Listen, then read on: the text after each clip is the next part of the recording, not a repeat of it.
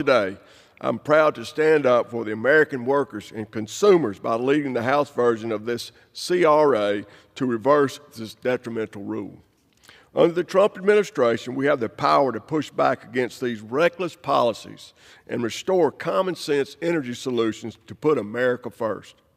In just last 2 months, we have seen what happens when government gets out of the way, energy prices drop, jobs flourish, and we become a net energy exporter. That's the kind of future we should be fighting for. Not where Washington bureaucrats make it harder for American business to succeed. Let's send a clear message. We stand for affordable energy, good paying jobs, and an America that leads, not one that follows bad policies and straight into higher costs and economic decline. I thank Senators Kennedy and Hyde-Smith for their leadership in the Senate, and I thank Chairman Westerman for advocating to get this on the floor. I urge my colleagues to support S.J. Res. 11, and I look forward to the President signing this into law. Thank you, Mr. Speaker, and I yield back. I reserve. The gentleman from Arkansas reserves. The gentleman from California is recognized. Thank you, Mr. Speaker. So, my colleagues across the aisle are arguing that the rule is duplicative and the offshore drilling industry is already doing these surveys. That's kind of the point, folks. The fact that these surveys are already being done is exactly why this rule is so simple and not burdensome.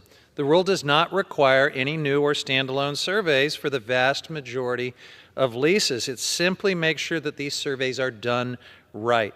These surveys that are already being performed so that we can protect archaeological sites by identifying them before the work starts. This is common sense, a tweak that will provide important protection for offshore archaeological resources, bring the agency into compliance with the law, and actually promote efficiency. And with that, I would like to yield as much time as she may consume to the gentlelady from Maryland, Representative Elfreth. The gentlewoman is recognized. Thank you, Mr. Chair, and thank you, Ranking Member Huffman. Mr. Speaker, I rise today in opposition to S.J. Res. 11. As been said, historic artifacts serve as evidence of ancient civilizations. They teach us about the development of science and trade, transportation, and culture. So many of these artifacts are buried on the seafloor, from shipwrecks and storms to indigenous artifacts. And when that seabed is disturbed, these priceless pieces of history get damaged or destroyed, and more importantly, cost the companies seeking to do this work more money when they disturb these artifacts and are faced with fines and cleanup. Like the Micah shipwreck, which was bisected by a pipeline in 2001.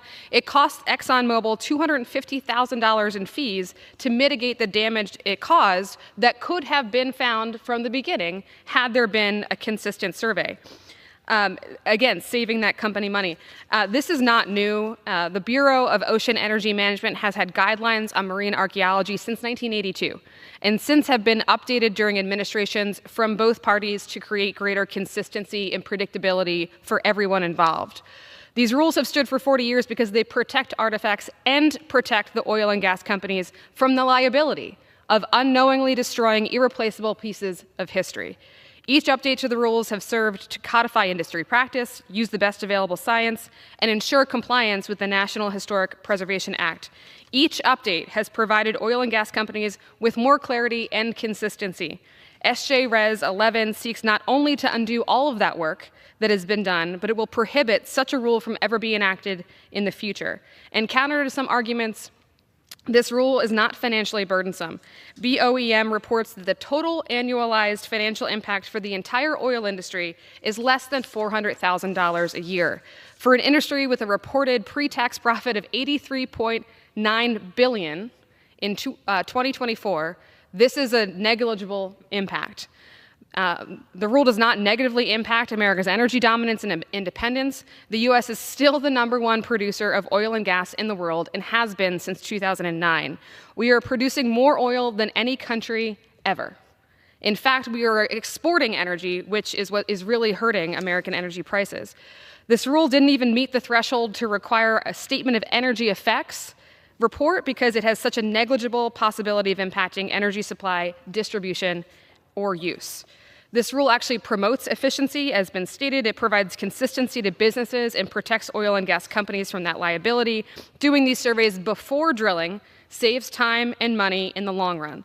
It is much more damaging to a company's bottom line to stop operations suddenly when they find a shipwreck or artifacts. Nobody gets everything they want in the public policy that we debate on this floor, but this final rule at the beginning of the day is good policy that benefits every stakeholder involved, and banning this rule would set a dangerous precedent for solutions-oriented policymaking. It would roll back decades of bipartisan work that we have all done to preserve history. I urge my colleagues to consider the cost of this action, and I urge my colleagues to vote no on SJ Res 11, and I yield back. Thank you.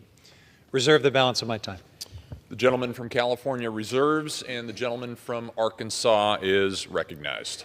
Mr. Speaker, our country is at a point where we need more energy in every form of energy. When we look at the demands for data processing, when we look at transportation demands, when we look at demands for energy to grow our economy and to produce more things here, there's no question. I don't think anybody on either side of the aisle would question the fact that we need more energy, and our energy consumption is on an exponential increase.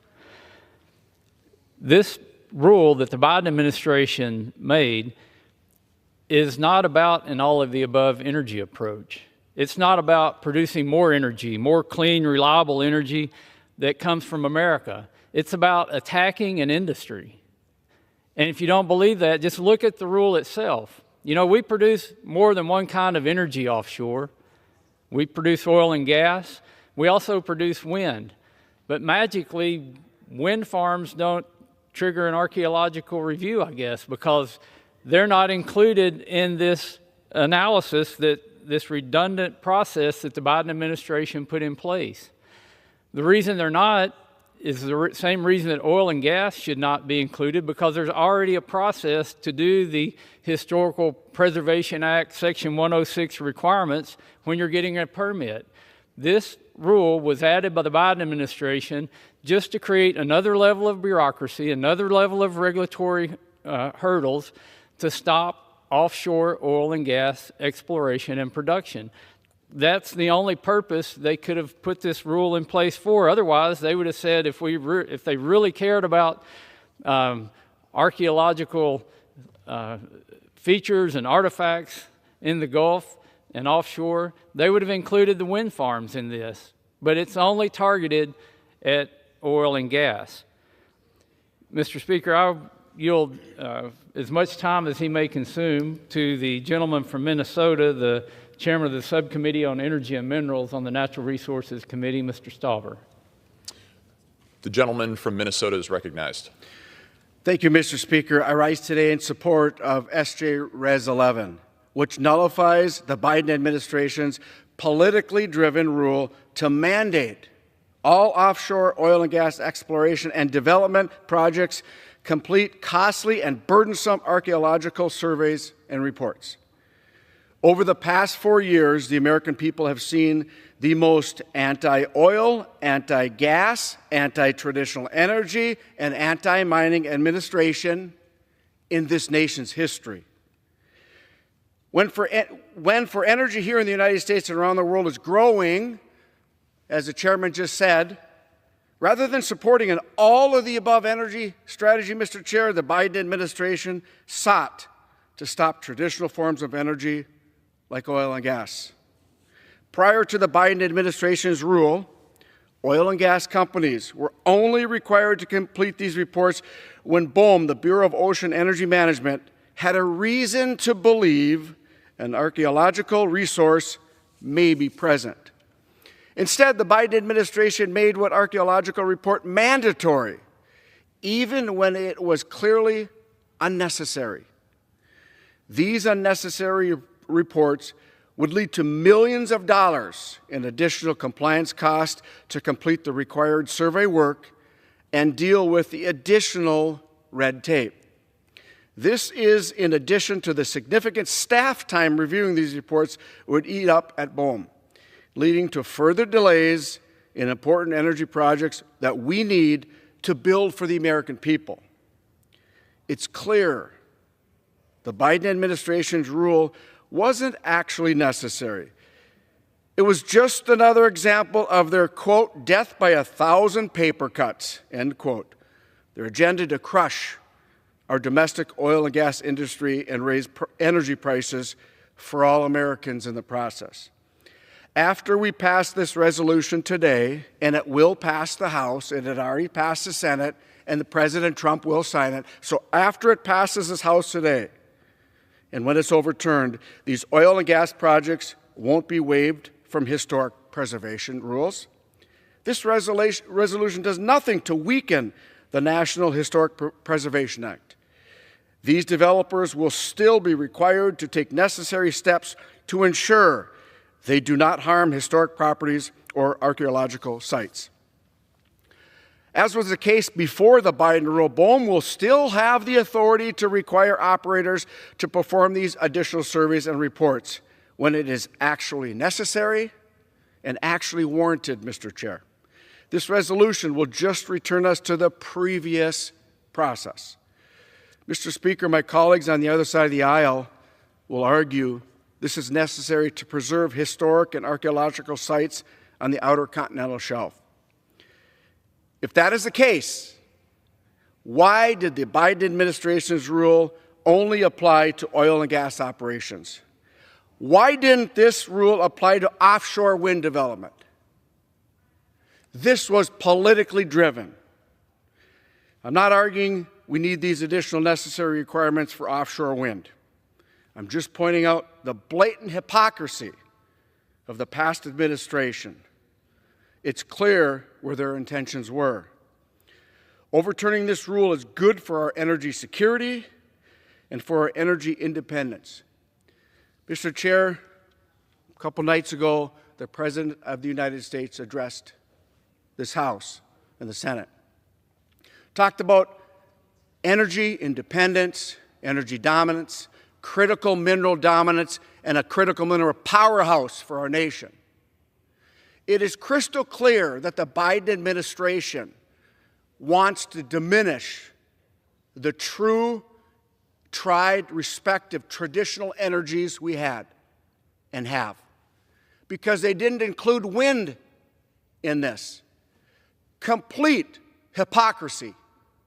If you are going to do it for one, you do it for all. They tried to choose winners and losers. They tried to do it. But here in the House, we're going to follow the Senate's bipartisan passing of the CRA. Today, it's going to pass in a bipartisan fashion in the House, and very soon, the President of the United States will sign this into law. It will change one of the many disasters of the prior administration. The prior administration, as I said, as I opened up, the most anti-oil, gas, and mining administration in the history of this country.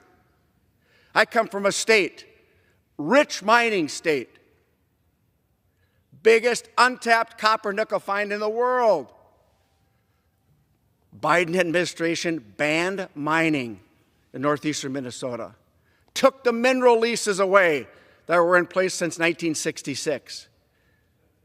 Yet, they want us to compete in defense, NASA, other areas of our communities with adversarial governments, when we have to buy their minerals for the F-35s, the F-22s, the F-16s, our submarines. Mr. Chair, I am excited to vote on this CRA because it gives me one more opportunity once again to change the direction of this country that the previous administration was derelict in doing. I'm very happy to stand here today with my Democrat and Republican colleagues in a bipartisan fashion to get this across the finish line. The American people deserve it. The cost of energy and the need for our energy is going to be increasingly, as the chairman just said, Mr. Chair, we need to win the AI war. And that's going to mean we need energy to do it. We're going to need energy, Mr. Chair, when these businesses come back to our country. We reshore these manufacturing facilities. We're going to need this energy, Mr. Chair, to do that.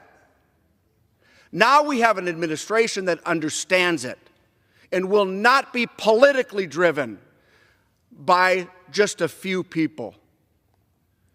Mr. Chair, with my comments, I do want to say one last thing. Energy independence and critical mineral dominance is a Trump administration agenda. That's the American First agenda. That's going to employ a lot of people. And I yield back. The gentleman from Arkansas reserves, and the gentleman from California is recognized. Thank you, Mr. Chair. Let's talk about this claim of a double standard, of hypocrisy. Oh, the poor fossil fuel industry is being singled out. Poor big oil with its record profits and its record exports and its executive bonuses and its collusion with OPEC to gouge American consumers. They're just such a victim in the telling of my friends across the aisle. I hate to intrude on that narrative with a little bit of truth, but the fact is the offshore wind industry already does this stuff. They have to comply with the National Historic Preservation Act. The reason that the fossil fuel industry is the subject of this regulation is to bring them into compliance. I guess it reflects the radical proposition that the big oil oligarchs, your pals in the industry, should play by the same rules as everyone else. That is not socialism or wokeness or anything else. It should just be common sense and fairness. But, Mr. Speaker, I want to talk about the real human cost of our Republican friends' allergy, opposition, reflexive opposition to any type of regulation, and what this CRA would mean for working men and women on the outer continental shelf. Marine archaeological surveys are not just a nice idea. They actually are safeguards that protect workers from hidden dangers lurking beneath the waves. These surveys can detect unexploded ordnances, UXOs, which are military ammunition that has never detonated, and there's actually a lot of that out there. From World War II into the 1970s, the federal government dumped massive amounts of UXOs into the ocean, including depth charges, torpedoes, munitions, mustard gas, and even chemical weapons, all in designated explosive dumping areas. And if that wasn't bad enough, these same waters were used to dispose of radioactive waste.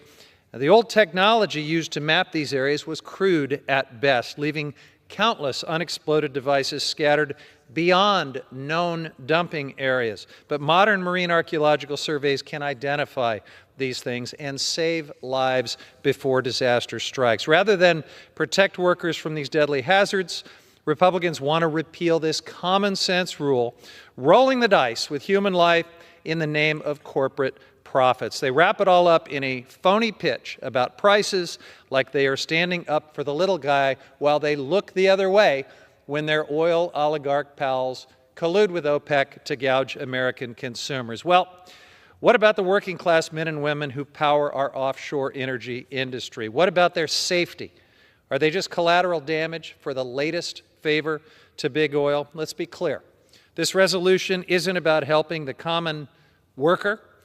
It's about Republicans making good on their promise to deliver for big oil billionaires destroying our planet. With that, I reserve. The gentleman from California reserves, and the gentleman from Arkansas is recognized. Mr. Speaker, I have no further requests for time. I'm prepared to close and continue to reserve.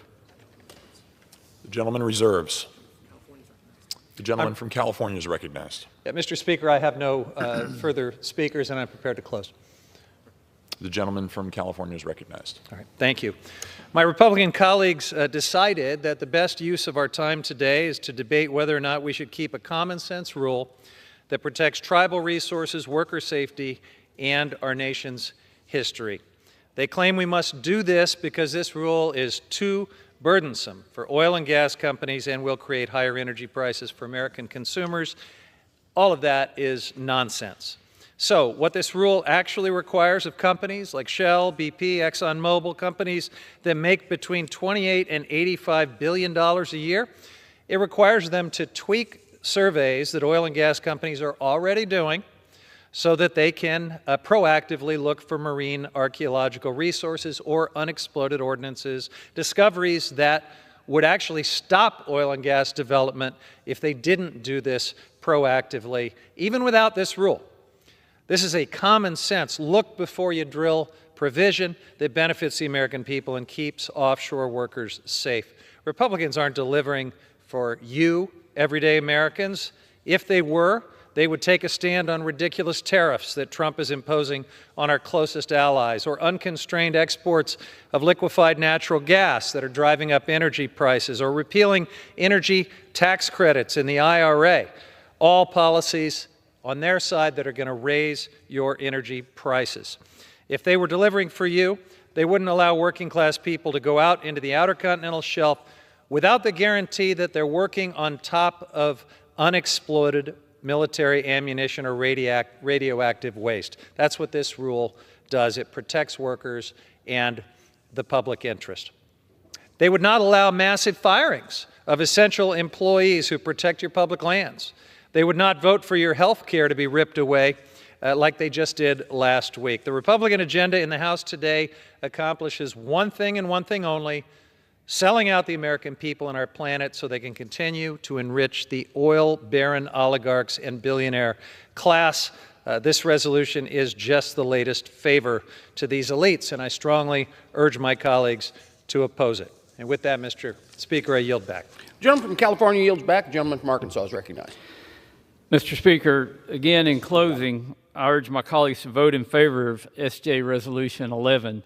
And I want to thank my colleagues across the aisle for actually making our point on why this regulation that was put in place by the Biden administration is totally unnecessary. We made the point that it's targeted specifically for oil and gas and that wind is exempted. They tried to say that wind is exempted because they're already doing the analysis under the National Historic Preservation Act, Section 106. Well, guess what? Oil and gas is doing the same thing. They're already making these archaeological assessments under existing rules.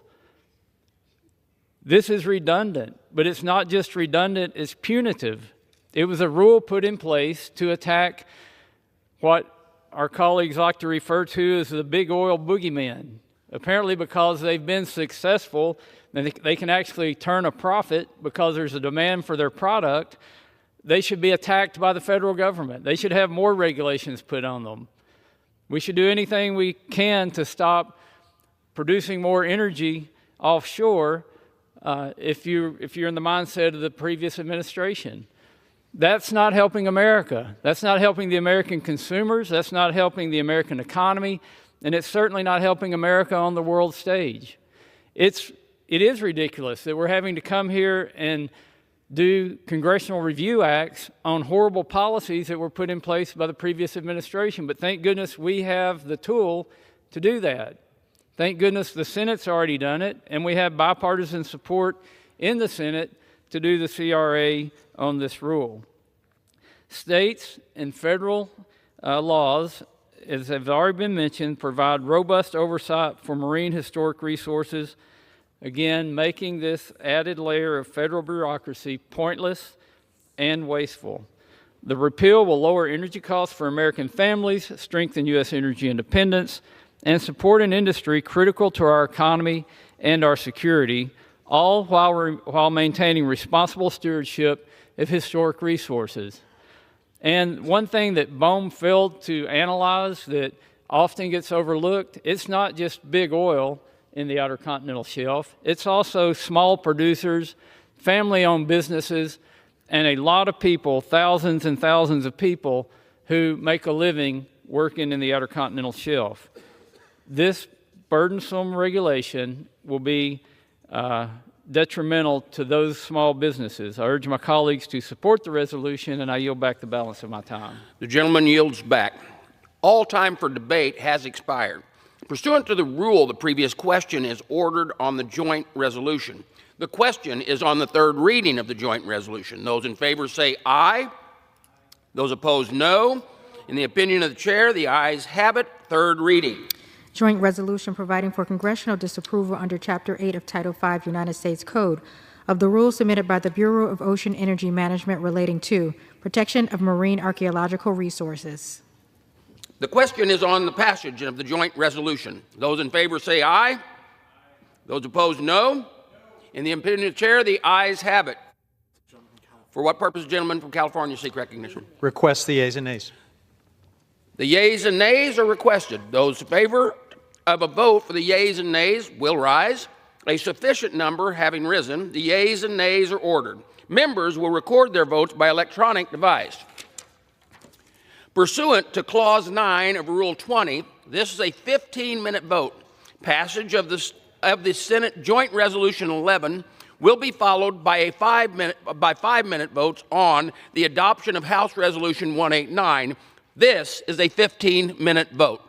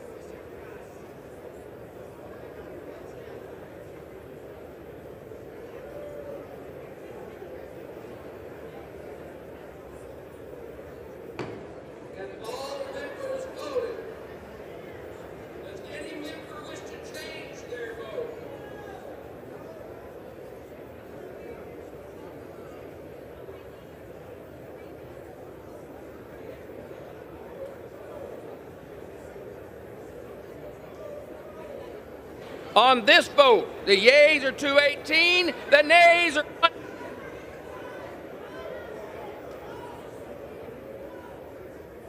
We're back up.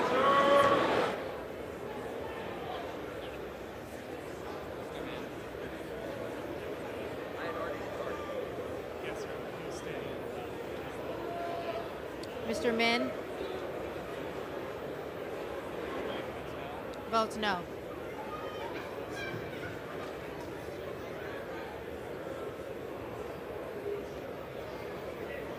Wait a minute, you got another one in the well.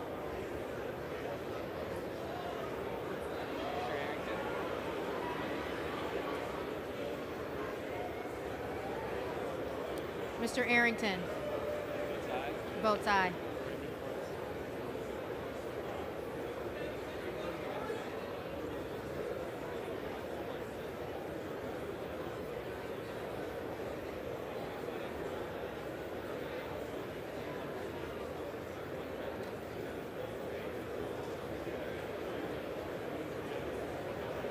On this vote,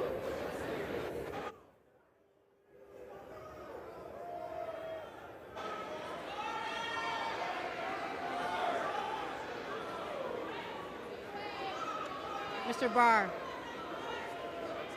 Votes aye.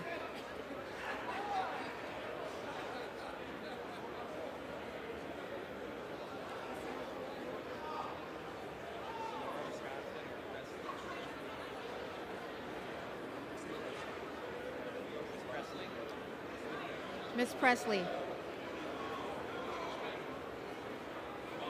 Votes no. Ms. Moore of Wisconsin?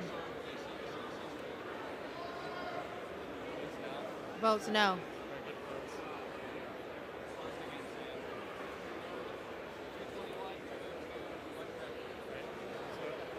on this vote, the yeas are 221, the nays are 201, one voting present. The joint resolution is passed. Without objection, the reconsider laid on the table. Pursuant to Clause 8, Rule 20, the unfinished business is to vote on the adoption of House Resolution 189, on which the yeas and nays are ordered. The clerk will report the title of the resolution. House Resolution 189, resolution censuring Representative Al Green of Texas. The question is on the adoption of the resolution. Members will record their vote by electronic device. This is a 5-minute vote.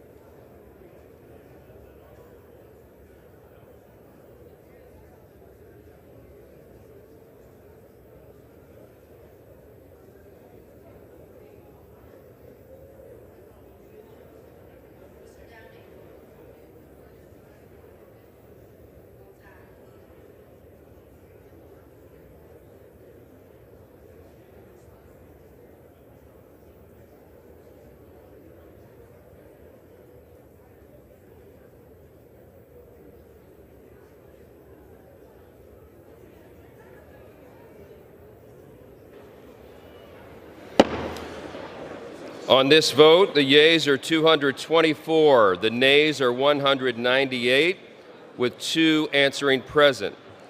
The resolution is adopted. Without objection, a motion to reconsider is laid on the table. The House will come to order. The House will come to order. Shh.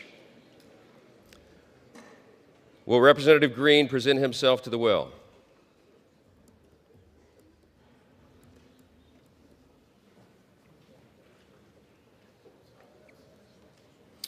By its adoption of House Resolution 189, the House has resolved that Representative Al Green be censured, that Representative Al Green forthwith present himself in the well of the House of Representatives for the pronouncement of censure, and that Representative Al Green be censured with public reading of this resolution by the Speaker.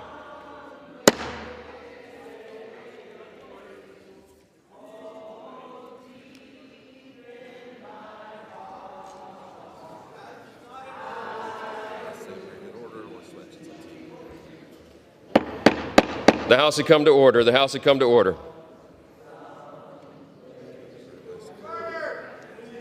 What's that? You want to let him keep doing this, or totally fair? The House will come to order. Clear the well, please. Clear the well. The House has to continue its business.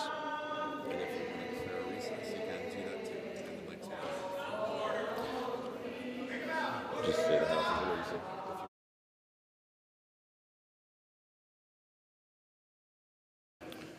Pursuant to Clause 12A of Rule 1, the House will stand in recess subject to the call of the chair.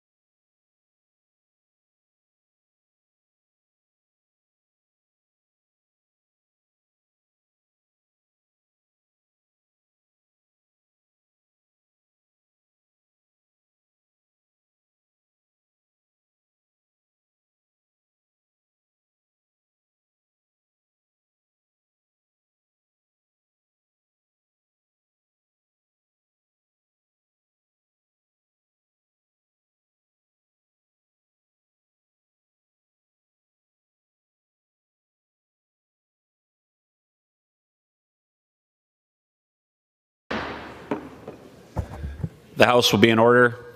The chair will receive a message. Mr. Speaker, messages from the President of the United States. Mr. Speaker, Madam Secretary. I am directed by the President of the United States to deliver to the House of Representatives messages in writing.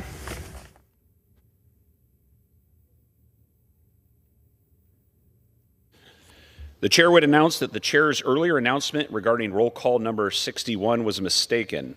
The correct tally was 221 voting aye, 202 voting no, and 1 answering present.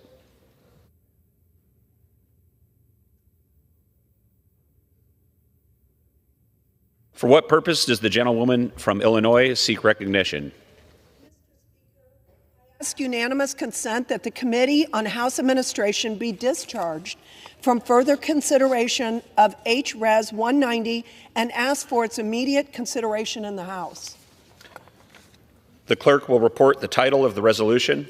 House Resolution 190, Resolution electing members to the Joint Committee of Congress on the Library and the Joint Committee on Printing. Is there objection to the consideration of the resolution? The resolution is agreed to, and the motion to consider is laid on the table. For what purpose? I ask unanimous consent that when the House adjourns today, it adjourn to meet on Monday next, when it shall convene at noon for morning hour debate and 2 p.m. for legislative business. Without objection? The chair will now entertain requests for 1-minute speeches. For what purpose does the gentleman from Indiana seek recognition? Mr. Speaker, I ask for unanimous consent to address the House for 1 minute and to revise and extend my remarks. Without objection, the gentleman is recognized for 1 minute. Thank you, Mr. Speaker. Our nation's economy's greatest strength has been its ability to continue to innovate and compete both with ourselves and with our counterparts. However, over the last 4 years, the American economy has been suffocated under the enormity of regulatory burdens implemented under the Biden administration. To be clear, the Biden administration costed taxpayers $1.8 trillion through unilateral rulemaking and executive orders. This brazen abuse of executive power stymied commerce, our free markets, and directly affected our ability to innovate and remain competitive in the international economy. The effects of this aggressive regulatory regime was clear. Gas prices rose to the highest levels in history, and inflation reached the highest levels in decades. Due to this, nearly a third of Americans were forced to choose between paying their energy bills or their groceries.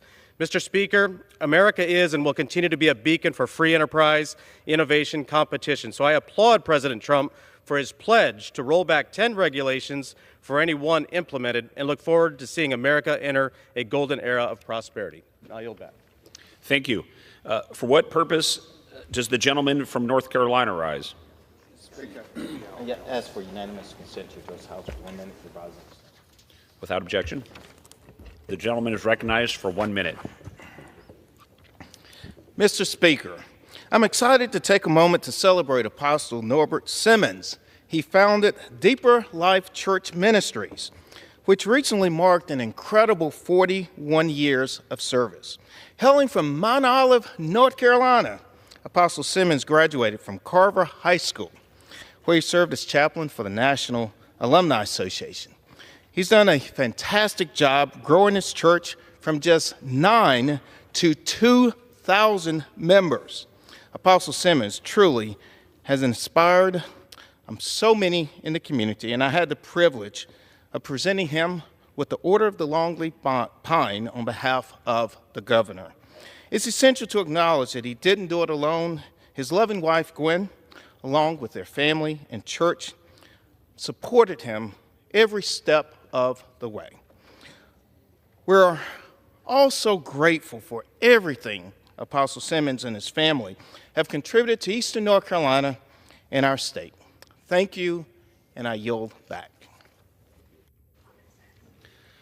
For what purpose does the gentleman from Guam seek recognition? Mr. Speaker, I ask unanimous consent to address the House for 1 minute and revise and extend my remarks. Without objection, the gentleman is recognized for 1 minute. Mr. Speaker, I rise today to celebrate the rich and vibrant heritage of the Chamorro people as we recognize March as a National Chamorro Heritage and Cultural Month. The Chamorro people have long exemplified the spirit of Inafu Malik, the Chamorro philosophy of interdependence and cooperation, as the very foundation of their culture.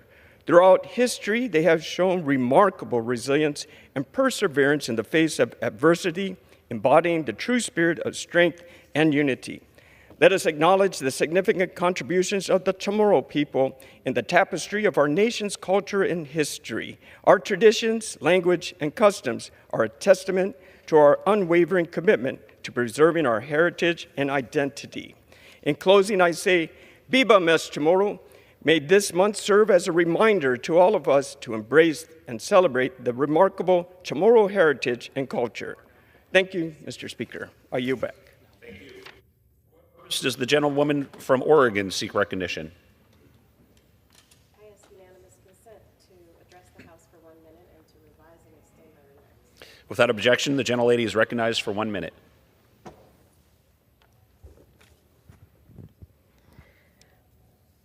Mr. Speaker, I rise today because Oregonians can't afford to buy a home. Mr. Speaker, I rise today because the rent is too damn high. And Mr. Speaker, I rise today because the game is rigged.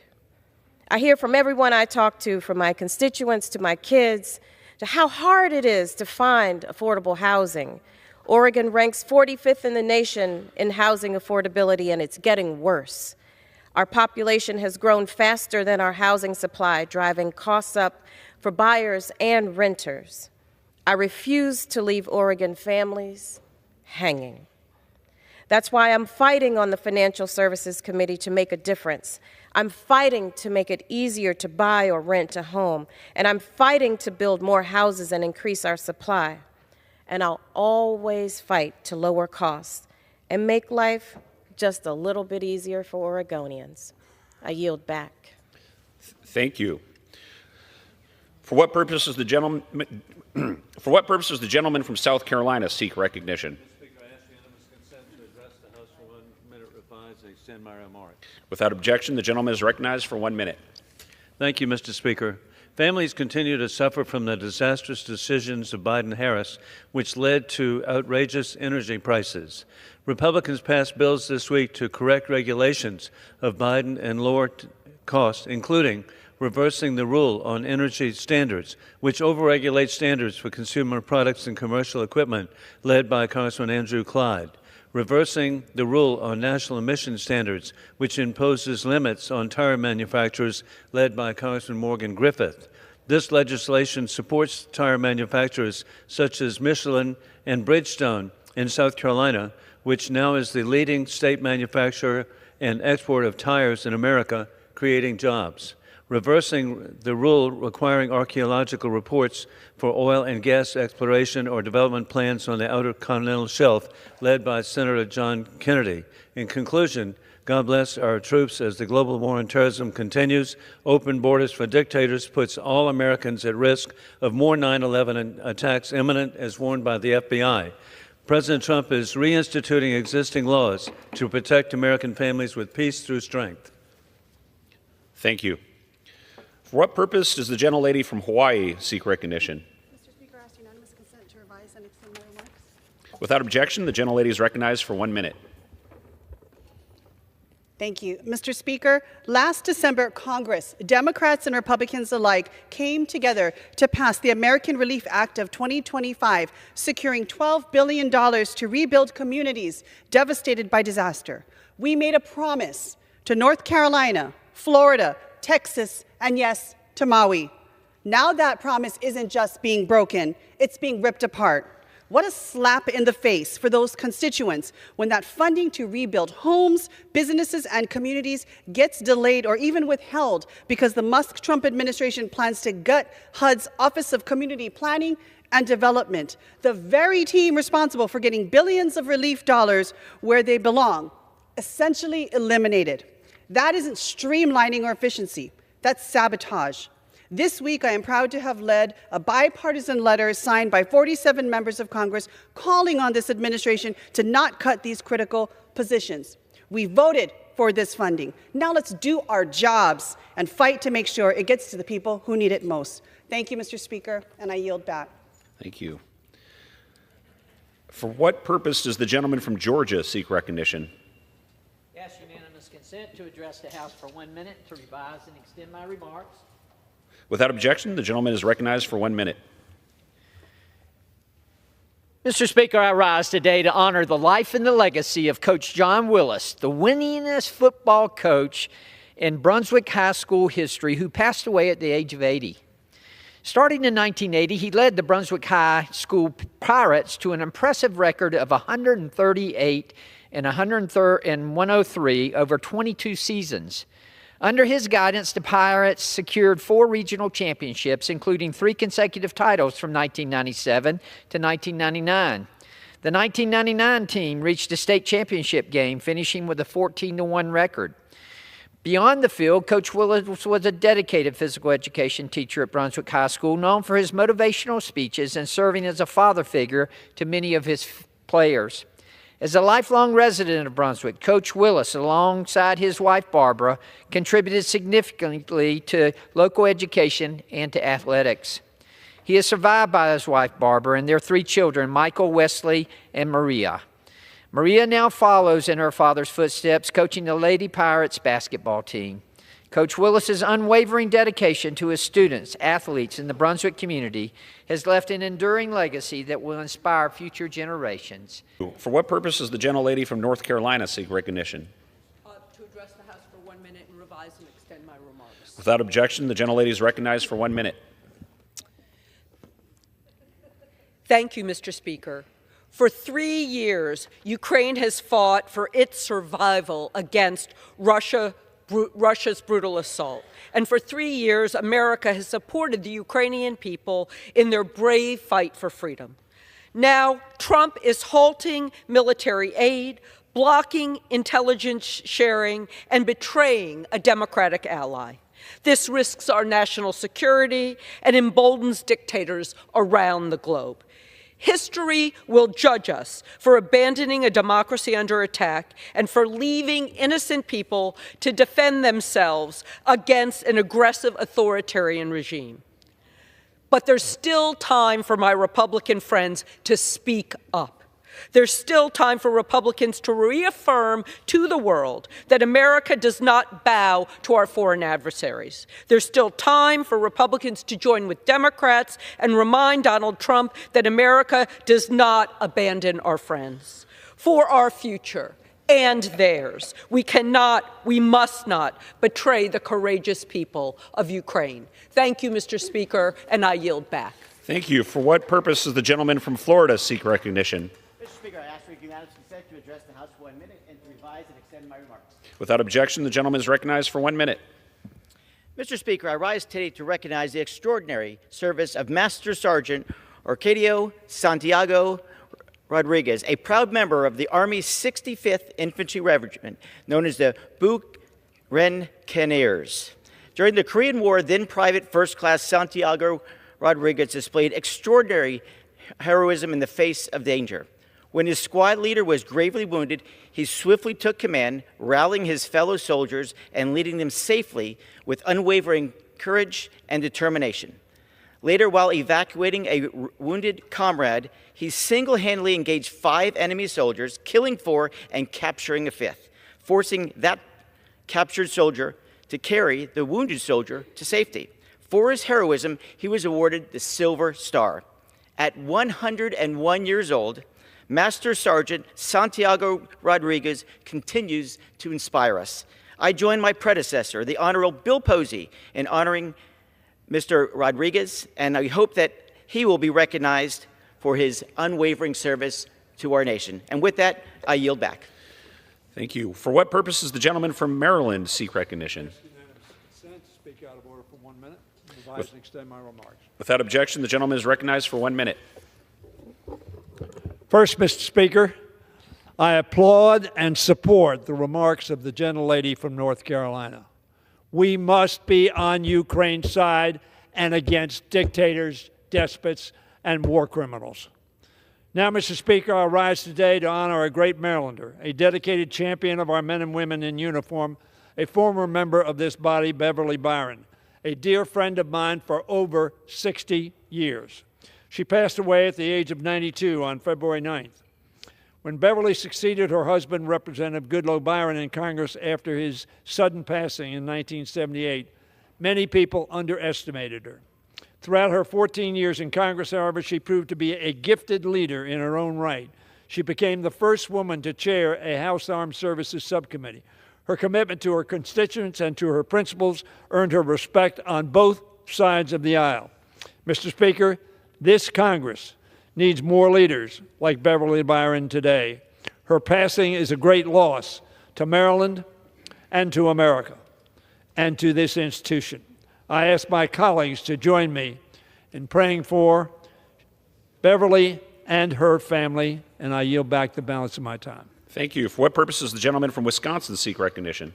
I'd like to ask unanimous consent to speak for a minute, revise and extend my remarks. Without objection, the gentleman is recognized for 1 minute. I'd like to discuss some of the biggest highlight of the Trump administration so far, and that is what he's done at the border. We've gone from having over 300,000 people a month trying to get in this country to under 8,000 in February. That shows that with a little bit of determination, we can enforce our immigration laws.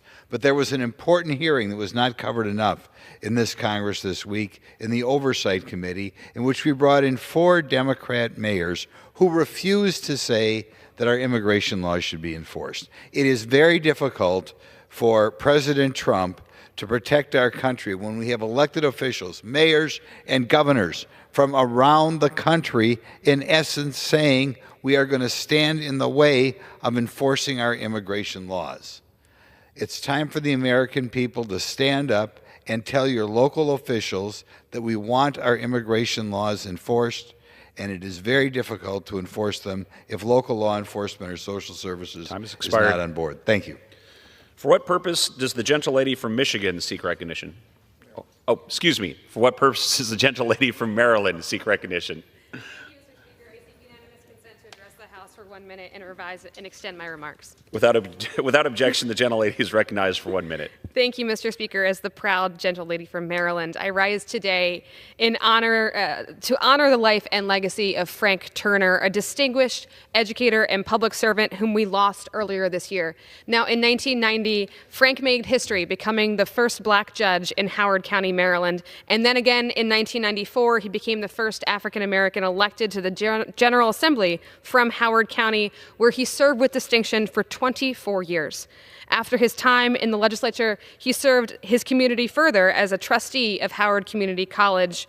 Frank will forever be remembered for his generosity and kindness, his thoughtfulness and his skill, but above all for his unwavering commitment to his community, to Howard County, that stays with me and so many Marylanders. He led a life of unparalleled service, and for that, we will forever be grateful. I am personally keeping his family, his friends, and every life he ever touched through his good works in my prayers.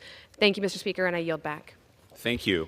For what purpose does the gentleman from Pennsylvania seek recognition? Speaker, I seek unanimous consent to address the House for 1 minute to revise and extend my remarks. Without objection, the gentleman is recognized for 1 minute. Mr. Speaker, during the joint session Tuesday night, Republicans cheered for the vision, plan, and great future of America. We cheered for secured borders, wiping out fentanyl and human trafficking, and an energy policy that lowers fuel costs and inflation. We cheered for our military, increased recruitment of young patriots, and readiness. We cheered for peace, world stability, and an America-first economy, bringing a renaissance to U.S. technology, manufacturing, great-paying jobs, and the Made in the USA logo. We cheered for the President's leadership in fighting waste, abuse, fraud, and corruption. We cheered for the vision of a new golden age. And Americans cheered with us. We saw in the polls, over 75%, nearly 80% appreciated the optimistic yet realistic outlook for our great country. We cheered for a child who overcame cancer, a family who suffered loss, and the brave who were knocked down but got back up. A truly American thing. Unfortunately, not everyone cheered. Rather, there was a seemingly opposition without a cause. Time's expired. That's not productive. It's counterproductive. America is an idea about hope, always will be, always was, and America is worth cheering for. I yield back, Mr. Speaker. Thank you. For what purpose does the gentlelady from Michigan seek recognition? Thank you. Without objection, the gentlelady is recognized for 1 minute. So I want to remind many of my constituents in the 12th Congressional District that I hear you and I understand the pain and the fear that you all are going through as you continue to hear about the $880 billion in Medicaid cuts. The budget proposal that overwhelmingly on party lines Republicans supported cuts the very health coverage for those that only use it for long-term care, for families and parents that have a child with disabilities and special needs. They rely heavily on this. And so I want to remind you all, the Trump administration continues to really attack the values that we have in regards to taking care of our most vulnerable. But shredding the Constitution, that's what I kept really seeing as I continue to watch the joint address. Illegally dismantling, and I say illegally, not me, but the judges continue to say that it is illegal in dismantling federal agencies that we have authorized to provide services for our families. So I want to remind folks, 60% of Americans, 60% live paycheck by paycheck. In Michigan, 2.6 million residents have Medicaid. We got to stick with the people, not the billionaires. Thank you. Thank you. For what purpose does the gentleman from Oregon seek recognition? The gentlelady from Oregon. Unanimous consent to address the House for 1 minute. Without objection, the gentlelady is recognized for 1 minute. Thank you. Mr. Speaker, it's all over the news this morning. In just a few hours, it's expected that Donald Trump will sign an executive order to shut down the Department of Education. I condemn that in the strongest possible terms. This will slash support for students with disabilities, undermine schools in rural communities, and also eliminate the civil rights protections that people fought and died for. This executive order will be an illegal and unconstitutional abuse of power. An act of Congress created the Department of Education, and only an act of Congress can dismantle it, and we will fight that. Last month, I introduced House Resolution 94 in defense of public education. We have more than 80 colleagues on that resolution. I want everyone to join us in signing that. Do not let them bulldoze our public education system. They're going to try to justify it by saying we have to return authority to state and local school boards, but they already have the authority, the Department of Education, the federal government. We don't set curriculum. We don't decide how many kids are in each class. Time's expired. But what the Department of Education does is protect civil rights, gives support to students who are low income and students with disabilities. We'll fight the efforts to defund this important work. If we can't legislate, we will litigate, but we will not back down. I yield back. For what purpose does the gentleman from Louisiana seek recognition? Unanimous consent to address the House for 1 minute and then I revise my remarks. Without objection, the gentleman is recognized for 1 minute. Thank you, Mr. Speaker. Mr. Speaker, I rise today with a heavy heart in honor of my friend, my colleague, and my confidant, Sylvester Turner. Not often one gets the opportunity to serve alongside of a person like Sylvester Turner, one of the finest public servants this nation has ever known. Each and every day we worked in this chamber. We sat side by side, center aisle, row 5, seat 1 and 2. I called him Mr. Mayor. Sylvester's brilliance was in crafting policy that served the underrepresented and became an inspiration to me. After storms devastated his region, we stood shoulder to shoulder, fighting for disaster relief funds, building recovery plans that now protects millions. As mayor, he transformed Houston infrastructure, expanded economic opportunity, and navigated the city through unprecedented challenges with grace and determination. In our private moments, we always would sit in this chamber and we would say things like, Sylvester would say, Cleo, let me just tell you, we're not here for titles. We're here for the people who will never walk these halls.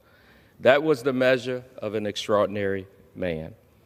As I remember my friend, he was not only just an accomplished legislator and mayor, but a man whose friendship and dedication made America a better place for all of us. Mr. Speaker, I yield back the balance of my time.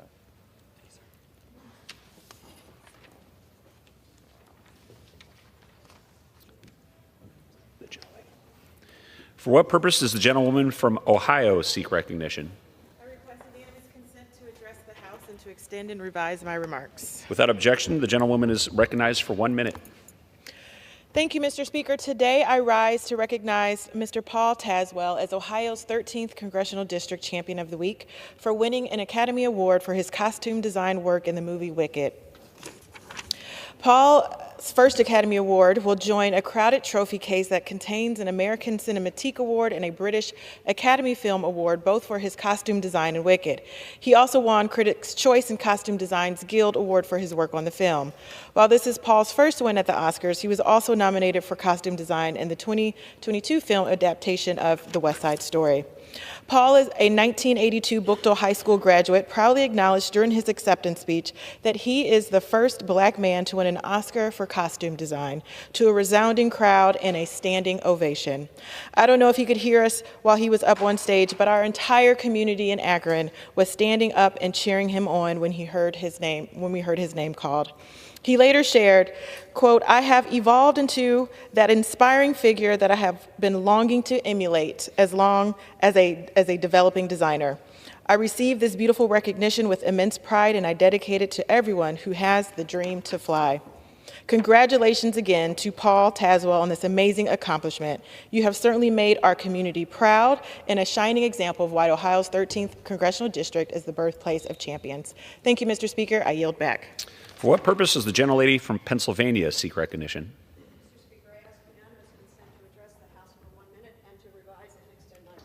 Without objection, the gentlelady is recognized for 1 minute. Thank you, Mr. Speaker. My Pennsylvania district is home to more than 32,000 veterans, many of whom rely on physical and mental health care from 3 VA medical centers: Lebanon in Berks County, Coatesville in West Norriton, and Philadelphia for Montgomery County. Yet because of President Trump, the VA, which cares for more than 9 million veterans nationwide, has been gravely weakened. Already in Coatesville and Philadelphia, they were forced to rescind job offers to physicians and to lay off administrative and clerical staff. The Trump administration has jeopardized care, putting lives and health at risk. Many of the brave men and women who serve in our armed forces continue to serve our nation in the civilian workforce, including in the VA. So far, 1,400 employees have been dismissed, and an internal memo shows 80,000 more to come. Firing of 80,000 VA workers. DOGE and this incompetent, chaotic administration are breaking our most sacred promise to our veterans. They fought for us. We must fight for them. I yield back. Thank you. For what purpose does the gentlelady from Ohio seek recognition? Without objection, the gentlelady is recognized for 1 minute.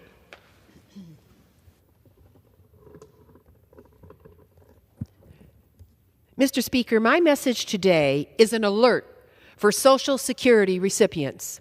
Pay attention to what billionaire Elon Musk is doing with your hard-earned Social Security benefits. Musk is coming after your Social Security. The top administrator of the Social Security Administration says that Musk's Doge boys are trying to break the system entirely. That will stop your hard-earned benefits from reaching seniors and eligible recipients. Social Security benefits are your hard-earned benefits. They don't belong to billionaire Elon Musk. Americans work hard to earn their Social Security retirement and be secure as they age. Social Security has been around since Franklin Roosevelt created the program nearly 100 years ago. Social Security accounts are yours, and it is a sacrilege to do anything to disturb them. You might think about President Trump. He inherited all of his money. Time's he didn't expired. have to work. Mr. Speaker, we have to do everything possible to protect Social Security for the millions and millions of Americans who deserve those earned benefits, and no one should lie about them and say that they are in trouble or the accounts Time is aren't expired. correct. They're 99.8% delivered. 99.8, perfect, almost a perfect score. Don't believe what the President said down on this floor just a few days ago. We're here to protect Social Security benefits, and I yield back. Members are reminded to address their remarks to the chair. With that, For what purpose does the gentleman from Maryland seek recognition? Missouri, excuse me. What purpose does the gentleman from Missouri seek recognition?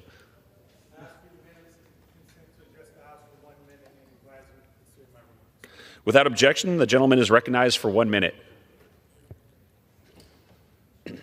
Mr. Speaker, I rise today with a heavy heart to remember our colleague, Representative Sylvester Turner. My colleague previously discussed his policy accomplishments. I'm going to take this from a different angle. If I had to rank my freshman colleagues respectfully by kindness and decency, Sylvester Turner would have won in a landslide. He had a warmth about him, whether you were a constituent, a colleague, or just someone passing by. He didn't serve for recognition. He did it because he wanted to make people's lives better. Representative Turner made this a better place through his work and through the way he treated people. Before Congress, he served as the mayor of Houston, leading with the same heart and dedication that defined his life. Losing him reminds us to appreciate the people around us. So today, let's take a moment to reflect, to check in on one another. And in this house and in houses across this nation, let's carry forward the kindness and service that defined Sylvester's life. Thank you, and I yield back. Thank you. For what purpose does the gentleman from Virginia seek recognition?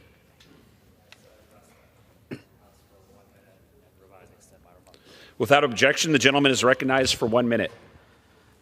Mr. Speaker, this week's address to Congress was one of the longest addresses to Congress ever, yet there was no real plan or blueprint for how we were actually going to lower costs.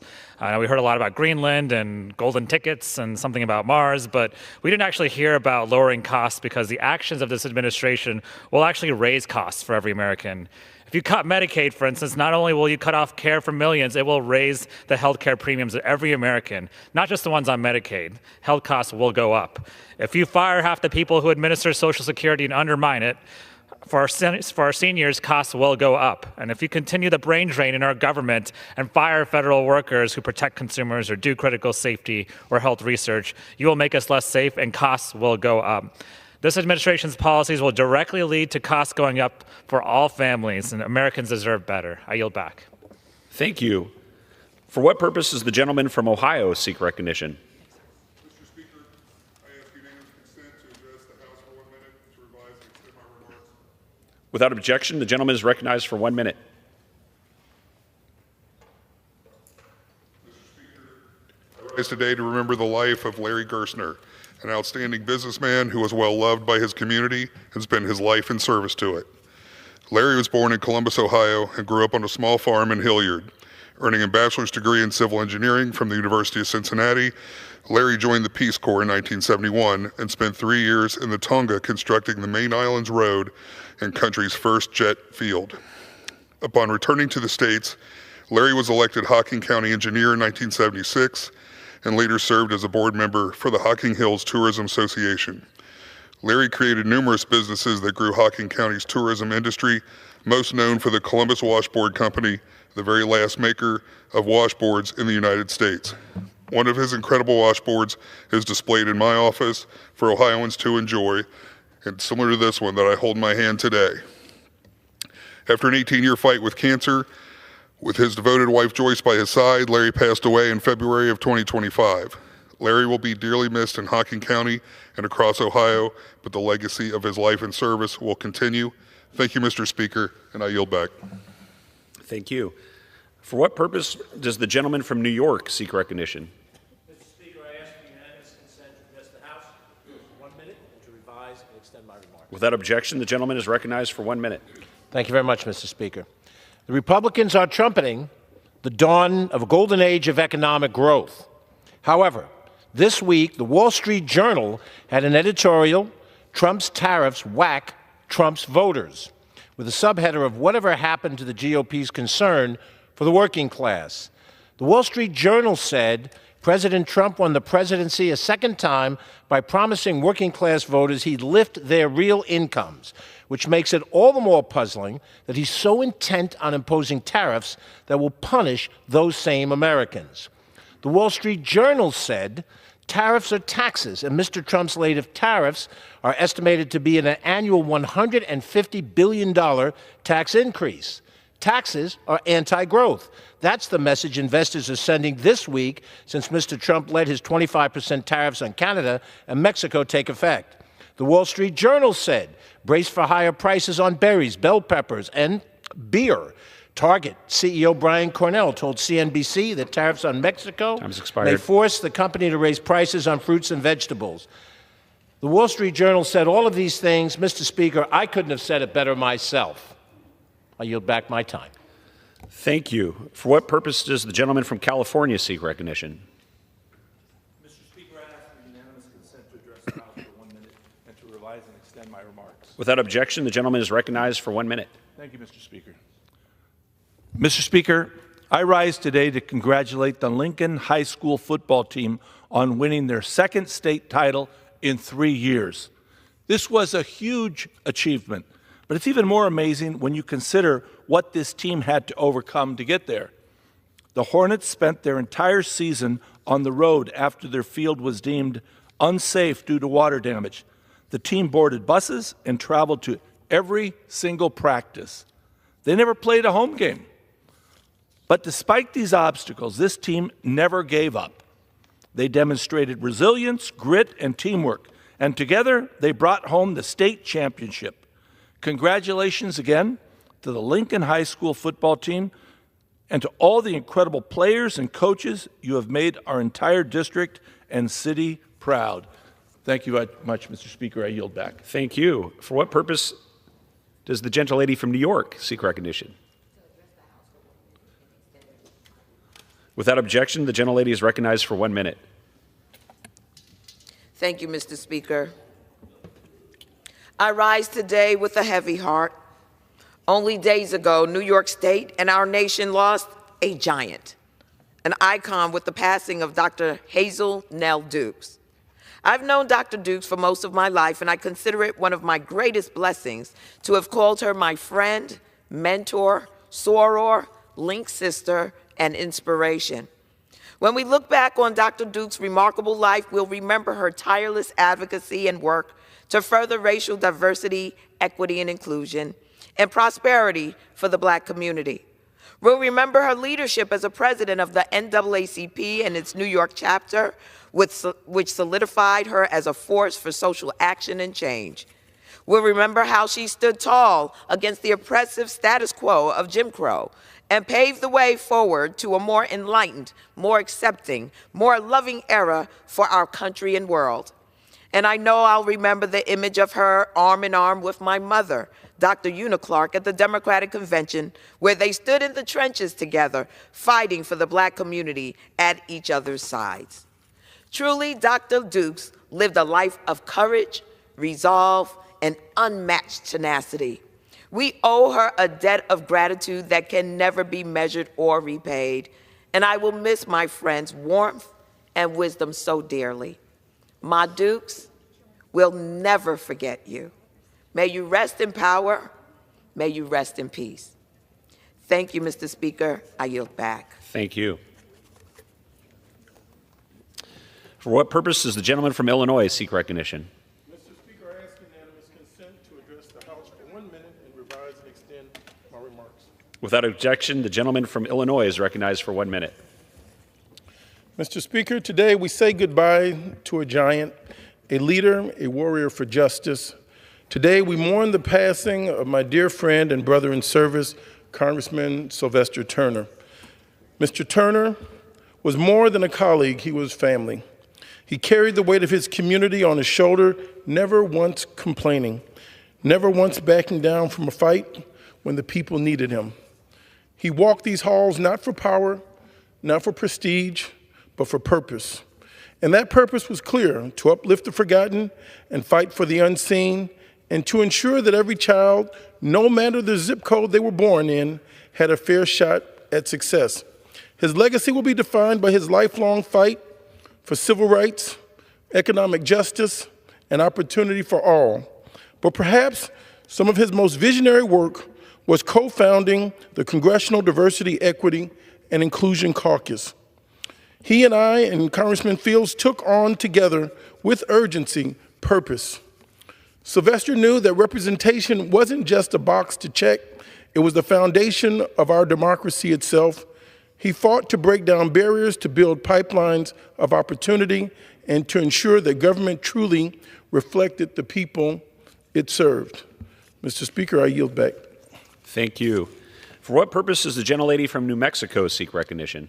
Mr. Speaker, I ask for unanimous consent to address the House and to revise and extend my remarks. Without objection, the gentlelady is recognized for 1 minute. America, continue to be courageous, because what is happening right now is not normal. The dismantling of agencies, including today the Department of Education, the firing of teachers, veterans, military, hacking your personal data, cozying up to foreign adversaries. This is not normal. We must continue to fight back, to push back in Congress, in the courts, and in our communities. So here is what you can do. Raise your voice. Push your members of Congress, push the administration, push your state and local leaders, engage in collective action, and engage in everyday acts of resistance in your own life. Because America, this is not normal. We will not go back. So I say to you, stay strong, raise your voices, and engage in acts of courage. I yield back. Thank you. Members are reminded to address the remarks to the chair. All right. Under the Speaker's announced policy of January 3rd, 2025, the gentleman from Arizona, Mr. Schweikert, is recognized for 60 minutes as the designee of the Majority Leader. Thank you, Mr. Speaker Pro Tem. All righty. Have you ever had the time here where you basically are having to take on two things that push against each other, that create a real math problem, and that telling the truth about it, how do you say, oh yeah, it gets the crap kicked out of you, but let's have at it. President Trump stood there just a couple days ago, and within his speech, when you talk about some of the policy to help our brothers and sisters in this country, there was the discussion of no tax on tips, no tax on overtime, these things. And the pushing to get us in Congress, Senate included, to move the extension of the 2017 tax cuts. And I'm going to show you why that's so important. But at the same time, within almost the same breath, the president looked out at us and said he also wants a balanced budget. Okay.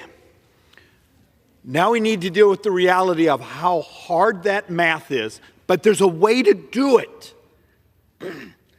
I just don't know if intellectually, when you think about the things you heard behind these microphones this last week, how many of our brothers and sisters here, how many of the public, how many of the armies of lobbyists that are in the hallways here lined up saying they want more spending, more money, more regulation on their competition.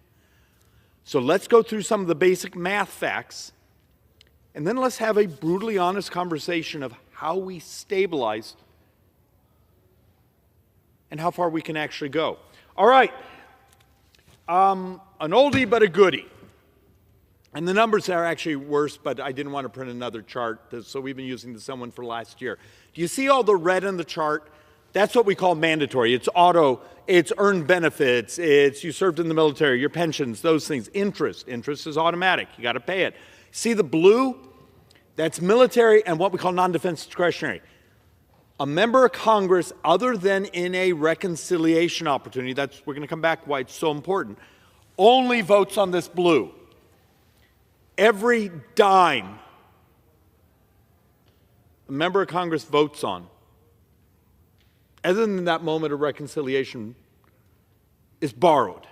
It's all borrowed money.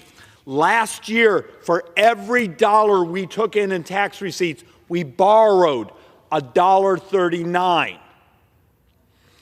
And look, the number of times I've come before here, these mics, and I've done the charts and shown, in times when we've had very high marginal tax rates, we take in about 18% of GDP in taxes. When we've had very low marginal tax rates, we take in about 18% of GDP. And it's the seesaw of lower marginal tax rates, economy grows, higher marginal tax rates, economy shrinks. We're getting basically the same percentage of the economy in tax receipts. There's an article on the Manhattan Institute's website that does an aggregation of lots of studies, many of them from left-wing groups, showing that if you raised every tax that functionally the Dems have offered that's gotten scored, and then you adjusted for its economic effects, you get about 1.5% of GDP in taxes, or additional taxes. Okay. The cuts we had been talking about were now actually getting much broader. But let's go back to that 1.5. We're going to borrow 7.25% of the entire U.S. economy this year will be borrowed. So when the president turned to us and says he really wants a balanced budget, that's a tough one. Now, his Treasury Secretary has talked about if we could get down to 3% stability. Ray Dalio, who's on talking about a book he's giving away about his incredible fear of the squeeze that's happening around the world because the countries in the world are binging on debt, and that there may be a shortage of borrowable capital, which will cause us, as he says, a heart attack. Says if we could get back to 3% of the size of the economy. Okay, maybe that should be our goal. But once again, remember, your government is functionally an insurance company with an army. Because the vast majority of our spending, the vast majority, are things like Social Security, Medicare, other benefits you either get because you hit a certain age, you worked a certain number of quarters, you fell below a certain income, you're part of a certain tribal group, but they're automatic. And the one time we get an honest opportunity to really look at them is when there's this reconciliation, you're able to open up and look at the formula spendings. So let's actually walk through, for someone like myself, who basically is intellectually whipsawing them, just beating the crap out of myself. I do not want, and I believe it would be a horrible thing, to allow taxes to go up at the end of this year, particularly on small businesses and the working population. This is the average, and understand, I represent the Phoenix-Scottsdale area. For my folks, our math is it's like $3,300, almost $3,400 a year. A year for my average family in tax hikes. But for the country, it's $2,850 is the tax hike that's already in the law. That's already what's coming at you. That's what the Democrats have been arguing, saying, we shouldn't extend these tax cuts. And then they give these beautiful speeches about defending the working class. This is coming to you. This is part of the battle. And understand, those tax hikes aren't just going on rich people. 62% of the tax-paying population actually sees their taxes go up. And I'm going to show you some distributional charts later. Remember, after 2017, we actually made the tax code in the United States more progressive, meaning the higher income, we're paying a higher percentage of the federal income tax. But what we also did is we functionally took half of our brothers and sisters who make much more moderate wages, and we pulled them off the tax system. They're not paying, now they're still paying payroll tax, which is your Social Security, your Medicare, your unemployment, your disability. But those you pay in as sort of your retirement account. Think of it that way. But they pay almost no income tax. And we're mostly going to focus on these charts about the income tax side. So just once again, remember, this is coming at you at the end of the year. This is what the budget reconciliation ultimately is about. But for some of us, we're stressing about how do I not let the taxes go up, but how do I not play the scam of here, we're going to extend your tax cuts. Here, give me your credit card so I can charge it to you, because that's the scam. Is it really economically honest? Because we have a great set of data that shows if we borrow the money at the end of the decade, it actually costs those working families more because we slow down the economy, we raise interest rates, those things, than saying, I extended your tax cuts, but because I charged it to you, your retirement account, your kid's future, because when we borrow money, understand, borrowing money is a tax. It's just not collected right now. It's collected in the future with interest on it. All righty, let's set those back here. Try not to hit anyone. So let's actually walk through a chart that has upset a number of my fellow Republicans, but the math is honest.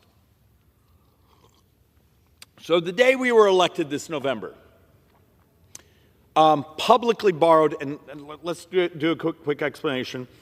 When you hear someone say our total debt is 37 trillion, okay, or 36 point whatever, a portion of that we borrow internally. We reach into the Social Security Trust Fund and borrow that money. Now we pay interest. The Treasury gives them like special T-bills, and we pay interest on it. And in some years, the interest we were paying to the different trust funds we borrowed money from was actually a pretty good interest rate. That's internal borrowing. Then you have the public borrowing. These are the auctions. This is the note, T-bill, bond that's in your retirement account. It's another country may buy it as part to hold in their version of their Federal Reserve. And remember, China's not our number one buyer of our debt. Matter of fact, China's been rolling off its debt for years, the holdings of U.S. sovereigns. They're actually somewhere in the I think under $900 billion now. Actually, should make you a little nervous that certain foreign governments are no longer binging on U.S. debt because we would love to get their money. But most of the debt we sell to your retirement, to the business, to the bank, other things. The day we were elected, publicly borrowed debt was about $28 trillion. So let's do a math experiment. Baseline borrowing for the next 10 years, $22 trillion. If we were to do the tax extensions, and this is going to make sense when you hear people running around here saying, let's just use current policy. Let's just pretend our spending it stays the same. Our tax policy all stays the same. We don't have to pay attention to the actual law. That would be $5.5 trillion plus another $1.3 trillion on top of that in interest. Okay? And then let's add in some of the president's priorities. No tax on tips, no tax on overtime. If we did if we could find the mechanics, it's a little harder because you can't actually do it in reconciliation. No tax on Social Security. If you add those all up, it would mean at the end of 2035, the amount of debt that's been borrowed from the public, one of the reasons the public number's higher is in 2033, Social Security Trust Fund's empty. So you don't get to reach over there and keep using that as your piggy bank, even though you got to pay it back every month because the tax receipts from FICA taxes don't match the checks going out the door. Here's the 140 years to get to that 28 trillion. We're basically talking about doubling it in 10. That the publicly held debt, it's not exact, but it's close, it's math I can do in my head. We're talking about almost doubling the publicly held debt in the next 10 years. So when you hear those coming behind the microphone saying, Doge, it's horrible, it's evil, really? Federal spending this year will be about $7 trillion, but we're only going to take in 5. So we're going to borrow about $2.3 trillion. If I came to you in your business and said, you're bleeding, for every dollar of revenue you're taking in, you're spending $1.36, $1.39, wouldn't you turn around and try to find some ways to reduce spending, to modernize, on how you do your business. Could we, think of this, if we're going to spend 7, could we find 15% savings? Maybe. Be really hard. People will complain. It will screw up some people's business models. Some of the public employee unions will be cranky. But if you could find 15%, that'd be $1 trillion a year. Still doesn't get you to a 3% of the GDP borrowing, because remember again, we're going to borrow 7.25% of the entire economy will be consumed by this government in borrowing this year. So when idiots like me hold up charts like this and I get complaints saying, you're hurting my feelings, the fact of the matter is, this is why we got to thread this needle and do really hard things. How do we extend the tax cuts, the tax reforms, the tax benefits, the baseline economic growth of what we accomplished in 2017, but find ways to offset as much of it as we possibly can. Once again, even CBO and some of the outside studies made it very clear, if you offset the spending so that money stays in the economy instead of being borrowed by government here, by it staying in the economy, you maximize your economic growth because it gets lent to this business, it gets lent to this new construction project. When we take it out of the economy, remember our baseline, we're already borrowing $22 trillion over the next 10 years. How many more trillion should we stack on top of that? And if we don't find offsets, it means we doubled U.S. publicly held debt in 10 years. 240 years, and then we double it again in 10. And this is how insane the chart looks from the people running around this place saying, just use current policy because it's easy and I don't have to say no to the army of people sitting in my office wanting money for whatever their cause is. You do realize when you start looking at this stuff, you're talking about 140, 150 plus % of debt to GDP. So you go from 100 today to almost a 50% increase in the next 10 years. It's uncomfortable. Primary driver of U.S. sovereign debt, interest, and healthcare costs. Now, are you all ready for if we were to do, the people that run around here just want to pretend the law doesn't exist and that if we're already doing it, we should just pretend, look the other way and just keep doing it. If we do that, that means in 9 budget years, interest, just the interest, and this was assuming the interest rates from like last December, we spent over $2 trillion a year in interest. So when you hear members from the different committees around here, how hard this is, how difficult it is, when the Democrats are saying, how dare you talk about these benefits, help us. Where's your creativity? Where's your modernization? Where's the use of technology to disrupt the cost but make it better, faster, cheaper? Help us. But that doesn't give you the dopamine hits and the hope to win back the next election to take the majority, because winning around here is more important than doing what's moral, right, and economically rational. This is important. Are you ready? Are we ready as a country? We're going to probably, my math for this year is we're going to spend about $1.2 trillion in interest. And dear Lord, please don't let interest rates move against us. Also, just an economic concept I need everyone to sort of process. Think of a seesaw. When you see interest rates going down, yay!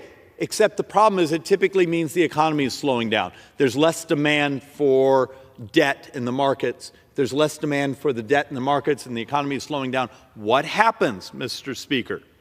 What happens to the U.S. Treasury? It means tax receipts are going down. Now, they may not go down immediately. We often don't see the lag for 3 quarters, sometimes a year. But we can see it in the growth calculations that, interest rates are falling down, economy is slowing down, we're going to take in less tax receipts. Oh, good. Economy is growing. Interest rates go up. Now we're paying it because this year, or in the next 12 months, we have to refinance like $9 trillion of U.S. sovereign debt. plus probably add another couple trillion on top of that of what we call new issuances. And so those higher interest rates, okay, so we're going to take in higher tax receipts because the economy is doing well, but it all gets consumed by the higher interest rates. The center of this seesaw, it's a technical economic term, we're screwed. There is no free option anymore. When you're walking around with $37 trillion of debt, when your baseline is adding another 22, and that's with none of these policy discussions,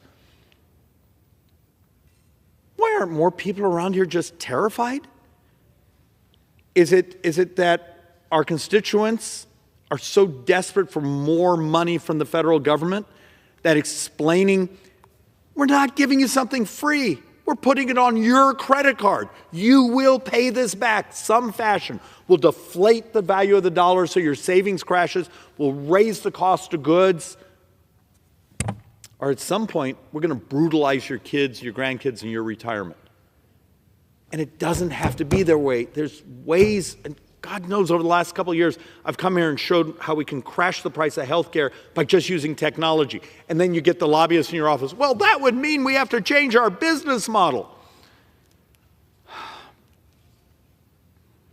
Look, Eric Cantor, yesterday, CNBC, was in many ways almost mocking us, former majority leader here, now he's on Wall Street, saying, you really think the bond market isn't going to notice if you just do this pretend thing and say, let's just call this thing current policy, so we'll keep the current tax regime. Yeah, it means financing another $5.5 trillion plus another $1.3 trillion of interest on top of it, and the bond market won't even notice that.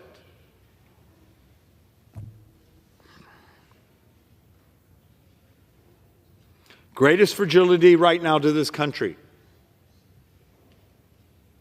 We're on the cusp of putting the bond market in charge of this country.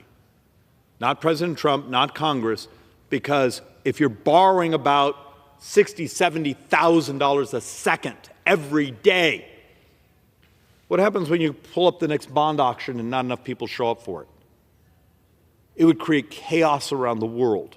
It's a dangerous, dangerous game we're playing around here. But you go home and talk to voters, they want things. We need your help. Please understand this is dangerous, dangerous game we're playing. So let's actually, I was going to show this. I was just trying to make the point. If we do all these things without financing, we're basically over 150% of debt to GDP. So let's actually do something difficult. Treasury Secretary Ray Dalio, these other people who are sort of economic experts, they're lots smarter than I am or anyone else here, keep saying if we could get to 3% of debt every year, it's actually somewhat equivalent to the growth of tax receipts. Okay. To do that, it functionally, to get to 3%, it functionally requires a couple $2 trillion of reduction of spending every year. You realize, think about that. With where we're going growth-wise, how many of you see members of Congress come behind these microphones and say, let's work on this, let's get to $2 trillion a year, but that's actually how screwed up these numbers are. And when you get into the out years, so you get to 2034, thank you.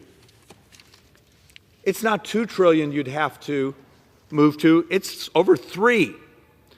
Current policy budget deficit in the billions. If you wanted to be at a 3%, you got to cut 2 this year, 2 the next year, and it grows and grows and grows.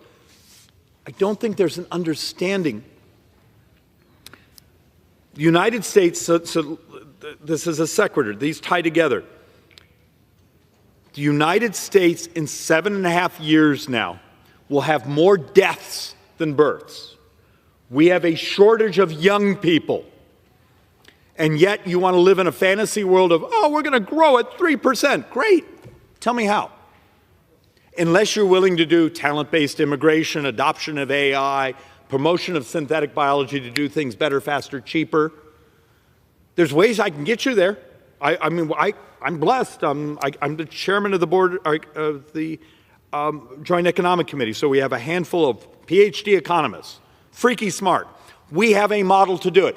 What's my chance, Mr. Speaker, of getting this body to say, President talked about doing a talent-based immigration 2 nights ago, talked about modernizing, using technology. You know, when you call the IRS, their own auditor says only 31% of the phone calls get answered. Why wouldn't you jump up immediately and say, we're going to use the latest version of an AI chat that sounds like a person, that knows everything about the tax code, will stay on the phone with you, will help you fill out your forms, maybe even send you a YouTube video of how to fill out the form, maybe a PDF of the form, and it will stay on the phone with you all night long and we'll always pick up the phone. And you get the union going, oh no, you can't use technology. That's part of the discussion going on here. Do you want to keep living and existing in a model that's decades out of date and isn't working and is burying your future in debt? Actually, your current in debt. Functionally, we're borrowing about $6 billion a day. A little math I was doing, standing in the back off the top of my head. If you had 70,000 federal employees accept early retirement and they make $135,000 with benefits, you're functionally, you're cutting less than 2 days of borrowing. You need to do it. Do not take that comment as saying, oh, you see, it doesn't enough. Just the opposite. It's just the beginning. The lack of understanding of how much trouble we're in is the problem. Stop pretending, saying, oh, these little things aren't big enough. That's why you got to do dozens and dozens and dozens and dozens of them. But it might affect my business model. It might affect my... Look, do you care about the future? No, I have a 2.5-year-old we've adopted. My wife's my age. When my little boy becomes, I think my math was 24 years old, so 22 years from now, every tax in the United States has to have doubled just to maintain baseline services, because that's our burn rate. This place is absolutely immoral. And then let's actually add to it, in 8 years, so 2033, Social Security Trust Fund is empty. And yet I'll see my Democrat colleagues come behind, we should expand the benefit. Great, tell me how to finance it.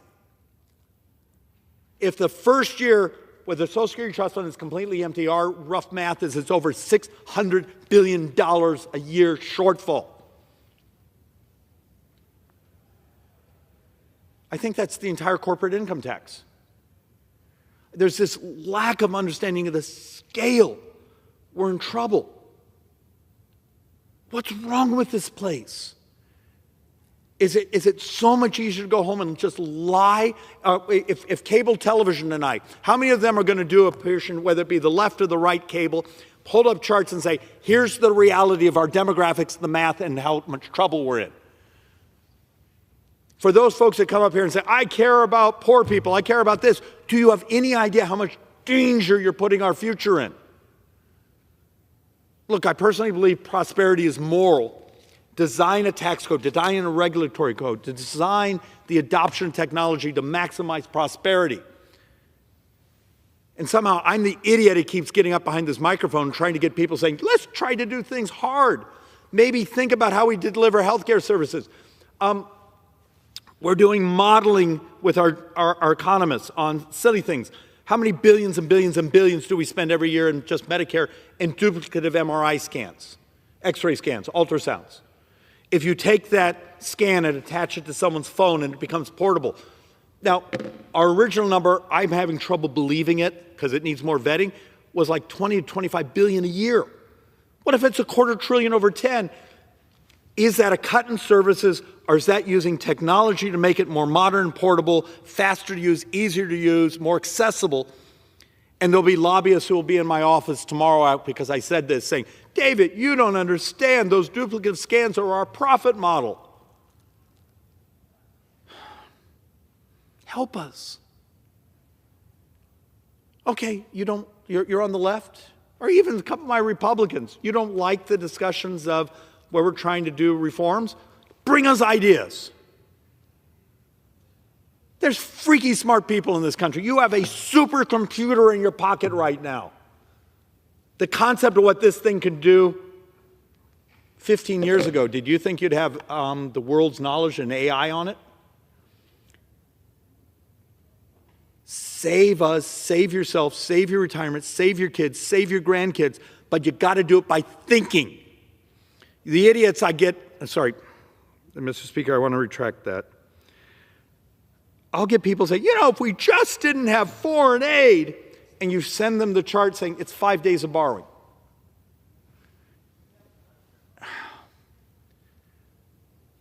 This isn't easy, but it's math. And for my friends on the left, it keeps saying, make the tax code more progressive. Okay, but you've already seen your own studies from the progressive groups is you might get another 1.5% if you blow up everything, you maximize every tax policy you've ever promoted. You're borrowing 7.25% this year. And remember, today, half the taxpayers, 97% of the federal income tax is paid by the top half. So functioning meaning the bottom half of those who are out there working their hearts out, but they don't make a great income, pay almost no federal income tax. They may pay FICA tax, Social Security, Medicare, those things. This tax system now has become incredibly progressive. Maybe you need to make it more progressive. But don't pretend it actually makes that much difference in the debt model. It doesn't produce nearly the revenues. And I'm going to bang through some of these real quick. Look, federal tax code remains incredibly progressive. It's more progressive today than it was prior to 2017 tax reform.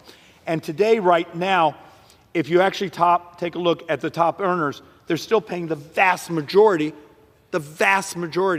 So what happens when your top 20% is paying like 40+%? Excuse me. The top 20% of income earners are paying, I think it's a little shy of like 70–80% of all federal income taxes. So instead of an idiot standing here giving you percentages of GDP and numbers, I thought we would do it as time. Let's use it as a calendar. Some people it's easier to think. How Washington financed 366 days of spending in 2024. Remember, it was a leap year. There was an extra day. Top 20% of earners covered 201 days of federal spending. The next 20% covered 41 days. The middle earners covered 17 days of government spending. The bottom 40% altogether covered 4 days. And if you take the folks below the 40%, we spent 103 days of spending. We sent them money. We didn't tax them. We sent them money on the federal income tax side.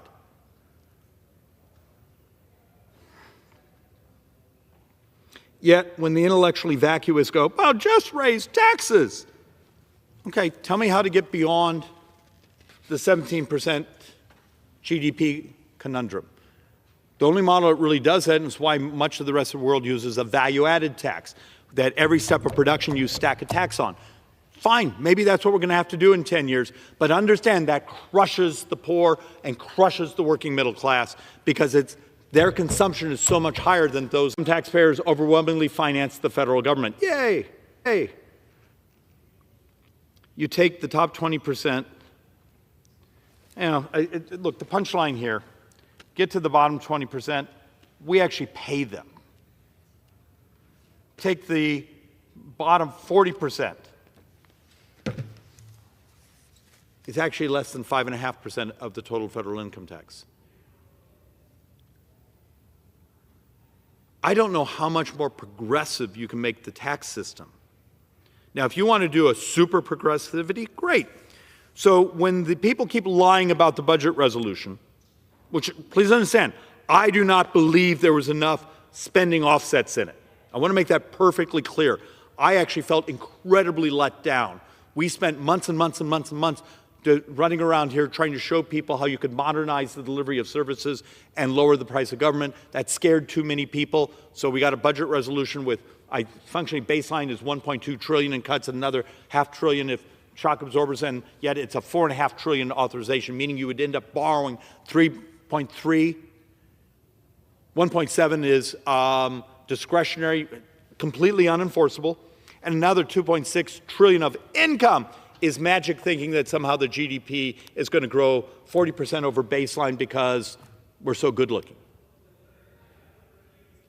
And in that sentence I just gave you, I just made a whole bunch of people angry, but it's math.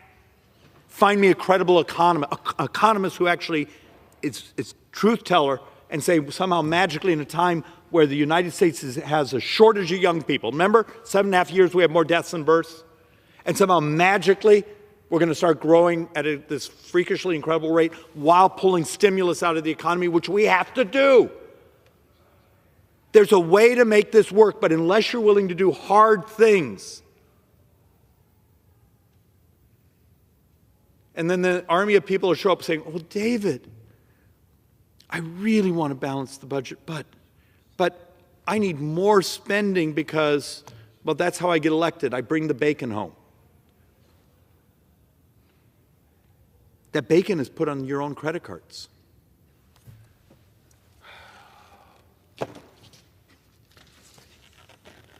The highest earning 20% of taxpayers pay 90% of all federal income taxes. Let's try it one more time. The highest earning 20% of taxpayers pay 90% of all federal income taxes. It's math. It's not comfortable.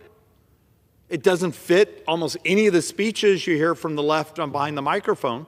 It's a tax cut for billionaires and rich people, but that's not what the math says. Because when it comes to math, we're able to lie about it all the time because it's big, it's hard. Trillion, 12 zeros. No one can see that, so you can just make crap up around here.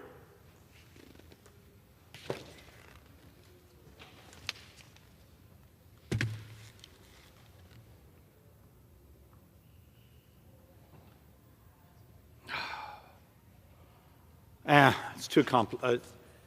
I think I've brutalized this enough. So let's actually go to one more time the chart that gets me the most complaints, it upsets the most people, and yet happens to be absolutely truthful. The next 30 years, this is the CBO using current law, not make-believe of let's just continue to pretend we can extend policy and it has no cost because the bond markets aren't going to pay any attention when we're bringing trillions and trillions and trillions and trillions of dollars to the bond market. The world's happy to just keep giving us all their capital. One more time, 100% of the next 30 years of borrowing is Medicare and its financing costs. Social Security, because remember, 8 years from now, Social Security Trust Fund's empty. We doubled senior poverty. Yay, good job, guys. We doubled senior poverty in 8 years. Because the average recipient is getting something like a 20% cut. How many people speechifying around here have been talking about how to stabilize Social Security? But it's hard. They'll run television ads saying mean things about you because you mentioned the word Social Security. The absolute immorality of modern politics and how little the public understands.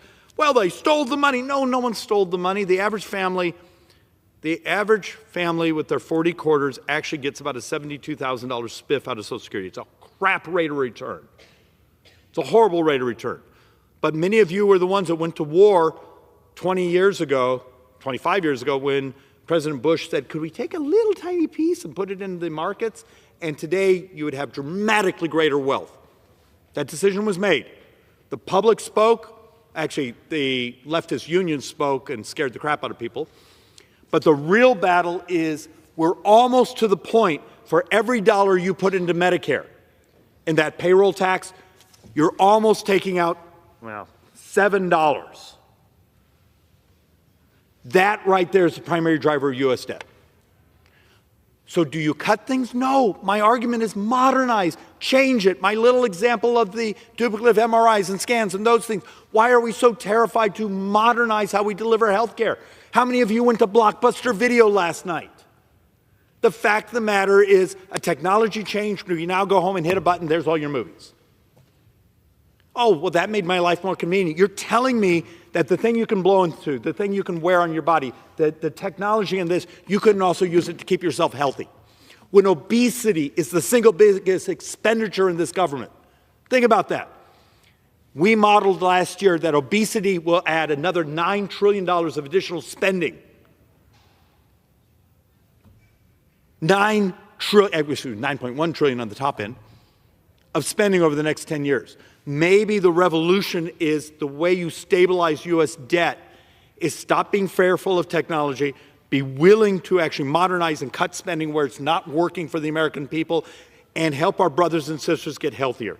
And that means taking on farm bills, nutrition policy, how we deliver health care. Maybe things like Medicare Advantage and these things should be rewarded for making their populations healthier instead of running around scoring them as sicker. There are solutions here. We've known this chart for decades, that this is coming. Why the hell can't this place have an honest conversation? Oh, David, that's hard. The president stood there just a couple days ago, gave us a list of things he wanted to help the middle class. He also asked us to find a way to balance the budget. I'm not sure I can make that happen, but I think I can get us to 3%, which is what the Treasury Secretary asked for.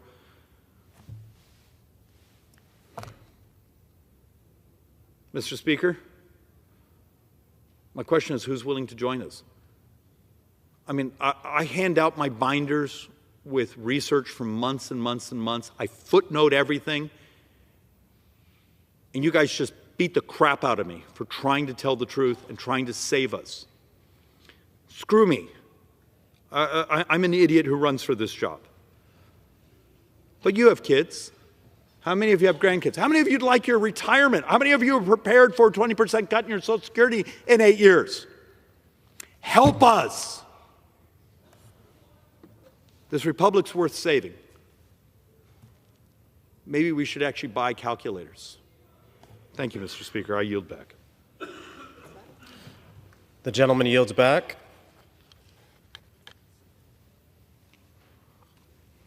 Mr. Speaker, may I make an inquiry on time? Time use. I'm stalling for you. The gentleman had 20 minutes remaining. Thank you, Mr. Speaker.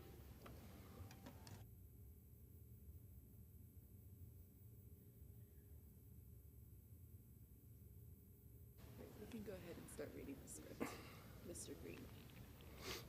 Under the Speaker's announced policy of January 3rd, 2025, the gentleman from Texas, Mr. Green, is recognized for 60 minutes as the designee of the Minority Leader. Thank you, Mr. Speaker. Mr. Speaker, and still I rise. And still I rise, a proud, liberated Democrat, unbought, unbossed, and unafraid. And I rise today, Mr. Speaker, to call to the attention of the House this place that I revere, and notwithstanding recent events that I have great respect for. Mr. Speaker, I rise today in response to a censure that took place as it relates to my behavior. I have been told by some that they did not have an opportunity to hear the actual resolution as it was read. I have here H-Res 189, the censure resolution as it relates to my behavior. I believe this resolution should be read. I am not in any way upset with the Speaker. I want people to know that the Speaker did what he was supposed to do. He did what he was supposed to do when we had the joint session of Congress, when I interrupted the Speaker called it to my attention. He did it on multiple occasions. I have no reason in my heart to be upset with the Speaker. Later, persons came over and escorted me out. I appreciate them. They were very kind to me, the officers, very kind. They said kind words to me. And as a result of my behavior, I have been censured. I'm going to read the resolution and give some commentary. It reads, H-Res 189, in the House of Representatives, Mr. Newhouse submitted the following resolution, which was referred to the committee on, and the copy that I have does not have a committee. I'm not sure it was referred to a committee. It may have come straight to the floor. But regardless as to how it arrived, it did. And I'm not contesting the procedure. The resolution reads, censuring Representative Al Green of Texas. Whereas on March 4, 2025, during the joint session of Congress, convened pursuant to House Concurrent Resolution 11, the President of the United States, speaking at the invitation of the House and the Senate, had his remarks interrupted by the representative from Texas, Mr. Green. Whereas the conduct of the representative from Texas disrupted the proceedings of the joint address and was a breach of proper conduct. And whereas, after numerous disruptions, the representative from Texas had to be removed from the chamber by the sergeant at arms. Now, therefore, be it resolved that 1, Representative Al Green be censured. 2, Representative Al Green forthwith present himself in the well of the House of Representatives for the pronouncement of censure. And 3, Representative Al Green is censured with the public reading of this resolution by the Speaker. Some things bear repeating. That concludes the resolution. But some things bear repeating. I respect the Speaker. I have no ill feelings toward the Speaker. None toward the persons that escorted me away from the floor, because I did disrupt. And I did so because the president indicated that he had a mandate. And I wanted him to know that he didn't have a mandate to cut Medicaid. I did this because Medicaid is the only insurance many people have in this country. I am blessed. As I stand here now, there's a physician waiting. If something should happen, I will be taken to that physician. I have the best health care in the world. There are other people who have less than I. I would have them have what I have. But I surely will not stand by and see them lose what little they do have. Medicaid is for people who don't have the kind of health care that 435 members of Congress and 100 members of the Senate have. But they do have some health care. It has been approved by legislation that the Energy and Commerce Committee would cut $880 billion from their budget. The overwhelming majority of that budget has to do with health care. I see no way for this cut to take place without cutting into Medicaid. I am going to fight the cutting of Medicaid. I hope that this comment, this message that I'm giving today will deter them and cause them to go a different way. Then they can say, we were never going to do it. Al Green just had this false notion. Well, let me have it. Don't cut Medicaid. It's all they have. This is the richest country in the world. Mr. Musk has doctors. He will get the best health care. Let him understand that he should be on my side. He should be on the side of the people who need this health care. He has the ear of the president. Mr. Musk, speak to him. He listens to you. But for the grace of God, dear brother, you could be on Medicaid. You've just been blessed. Don't assume that it was your intellect that has caused you all of these great blessings that you've received. You've just been blessed beyond measure. Speak to the president and tell him that Medicaid ought not be cut. But I continue. I interrupted. I was said to be in need of sanctions. I came to the floor today, and while the speaker was reading, I recalled what happened in the 60s. I recalled when we were faced with adverse circumstances. We would sing a song that would inspire and encourage us to move forward with alacrity. The words were, we shall overcome. We shall overcome. We shall overcome someday. Deep in my heart, I do believe that we shall overcome someday. That was an act of incivility. Why, Al Green, would you come to the well before your colleagues in the world and commit an act of incivility? Here is why.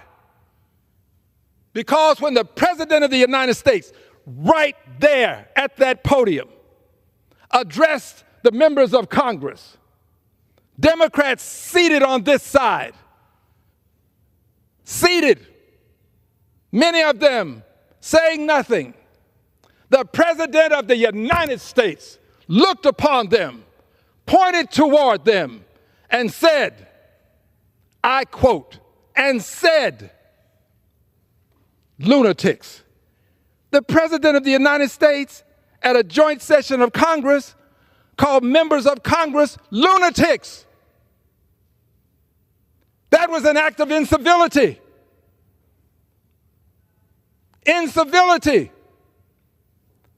There comes a time when you cannot allow the president's incivility to take advantage of our civility. And that's what's happening in this country. His incivility is overwhelming our civility. We cannot allow this. That act of incivility was in direct response to the president's incivility. Mr. President, you, sir, you were wrong when you pointed to the members of Congress and called them lunatics. Democrats, I might add, called them lunatics. The president hasn't been sanctioned. President hasn't been reprimanded. No censure of the president. The president is above the law. Supreme Court has said as much. He can do things that no other can do. Above the law as it relates to certain things, but not as it relates to all things. Not all. He is still subject to the norms of society. The decorum that you expect from me, you have to respect and expect from the president. Why would we allow him to use his incivility and expect me to continue to engage in civility as it relates to his incivility. Mr. President, there are some of us who are going to stand against your incivility. We have reached a point in our history where we have to hearken back to that which got us to this point in our history. I remember the 60s. I remember Dr. King. I remember the movement. I remember what it took to get me in this house. I'm not here because I'm so smart. I'm not here because of brilliance or good looks. I'm here because people made great sacrifices. And it was incivility. It was disruption. But they were prepared to suffer the consequences. We're going to have to resort to the same tactics that we used in the 60s. But we did it for a worthy and noble cause. Calling the people of Congress lunatics was not noble, Mr. President. It was an ignoble act of incivility. But I remember how we marched and how we protested.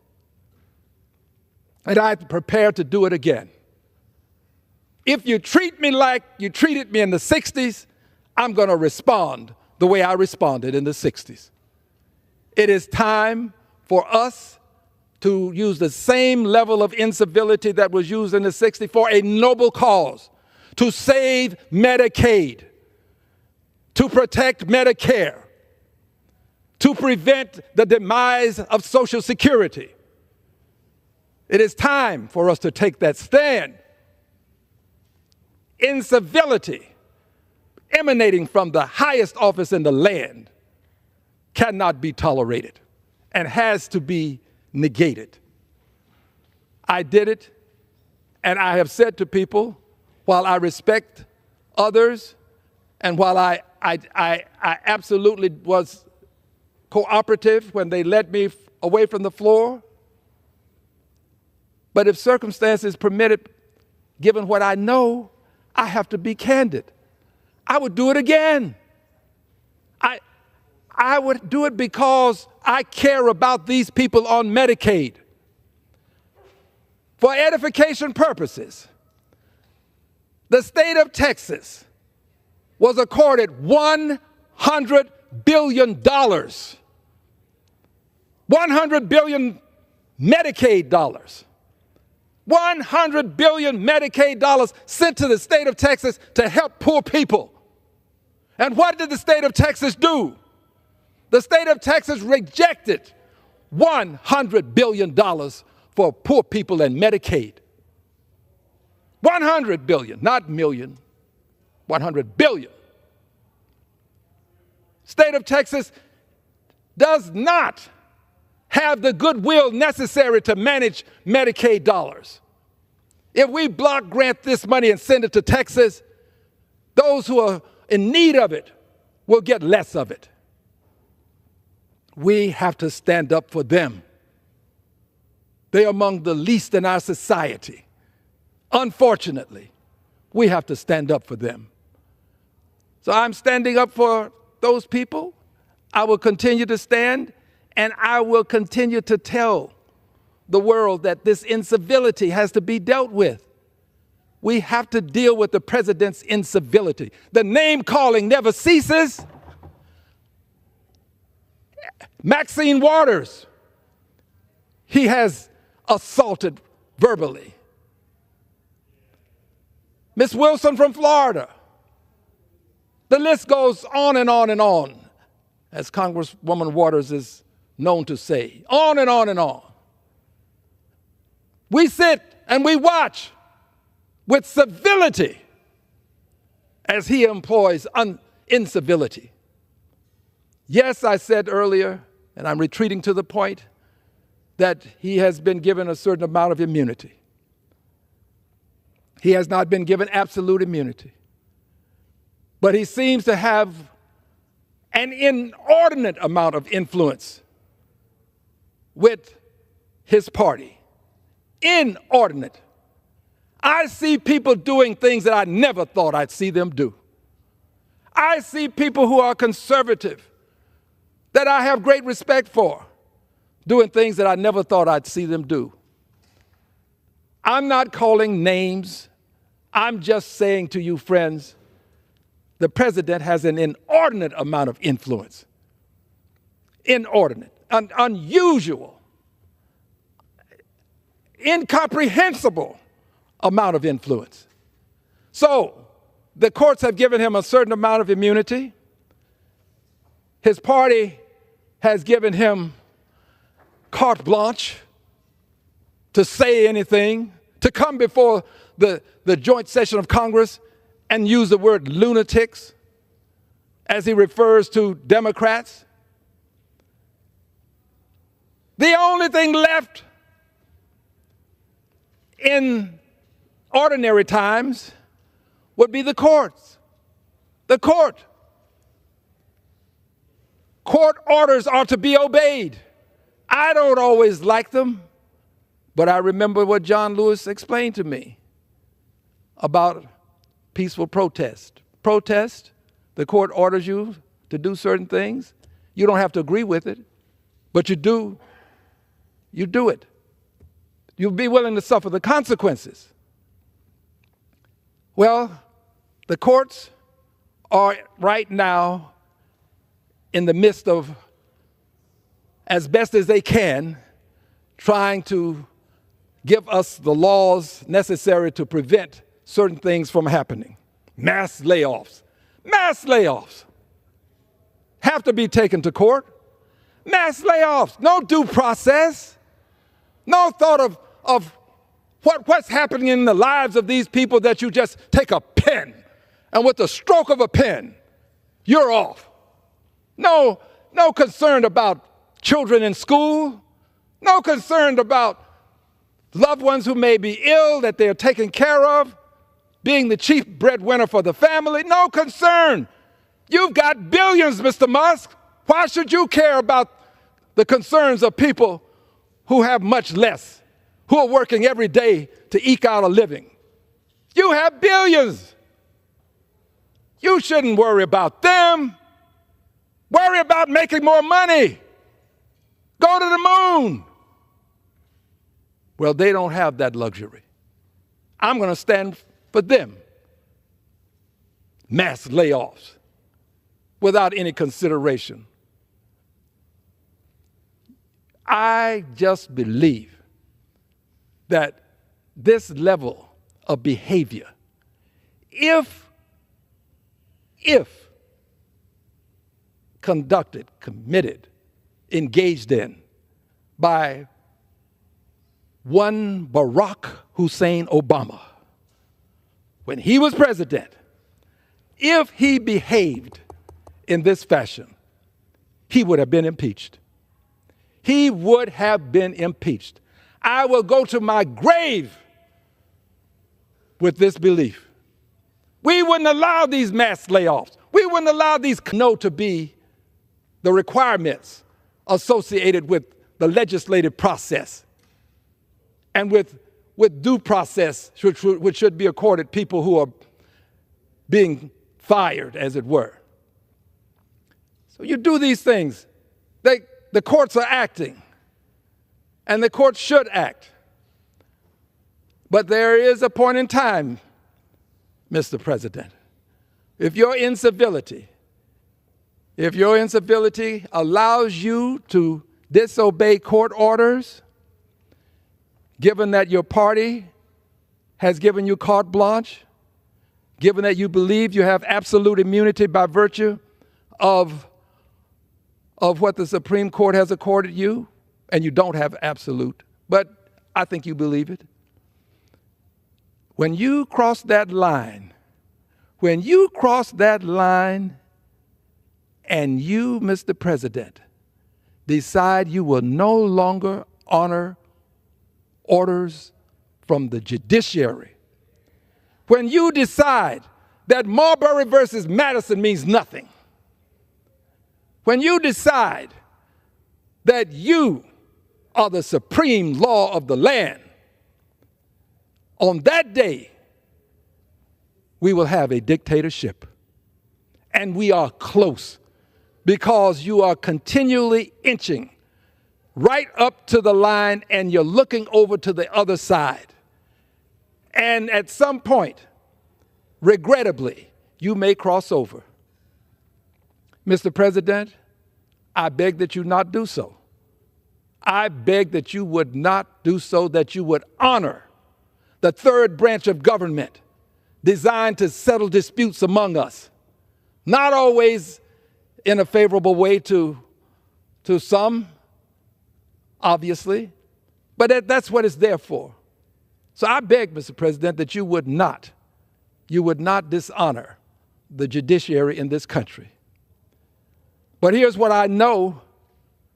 I know that you have the ability to say to a judge, you've issued your court order, now let me see you enforce it. That's my Justice Department, not Al Green's, President. That's my Justice Department. The head of my Justice Department has pledged fealty to me, not Al Green, the President. That's my Justice Department. Let me see you get my Justice Department to enforce your order, Mr. Judge. More specifically, Mr. John Roberts, get my Justice Department to enforce your order.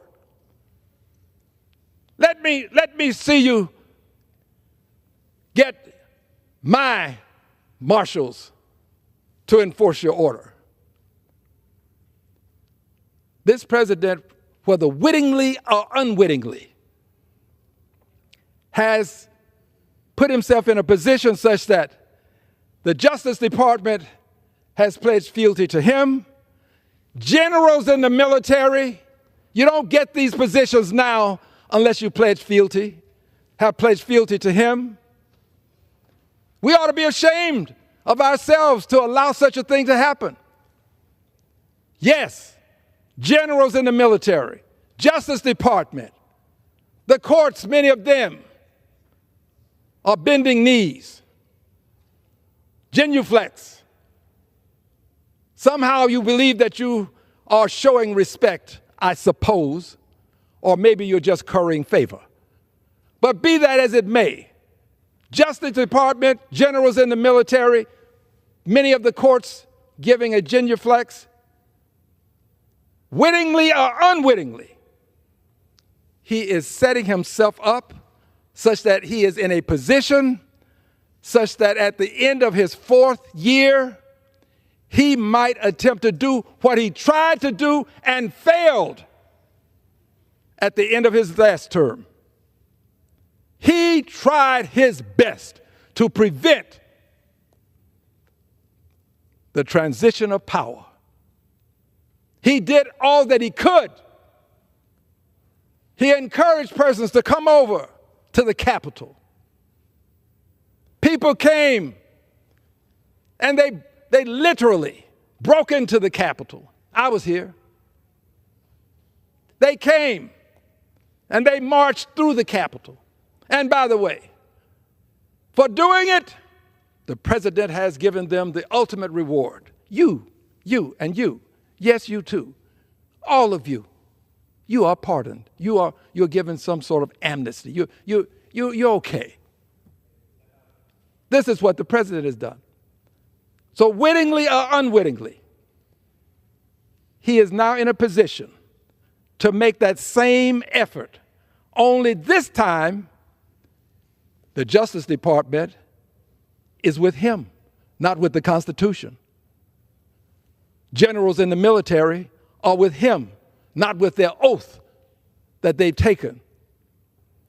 The president, wittingly or unwittingly, has put himself in a position such that if he chooses to stay on beyond his term of office, if he chooses to do what a member of Congress has suggested that might be done by law, which is to give him a third term, in law, I hold no animus toward the member of Congress who's done this, filed the legislation. No animus to you, dear brother.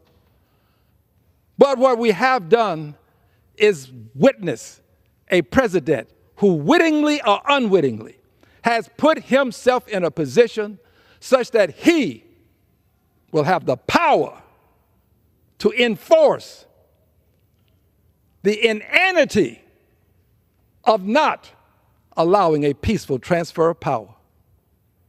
He literally is putting himself in that position, wittingly or unwittingly. He is. And as a result of his doing this, we have to not allow his incivility, his requirement of fealty, to prevent us from taking the necessary actions to protect liberty and justice for all, to protect government of the people, by the people, for the people, to protect what this country has in its great and noble ideals.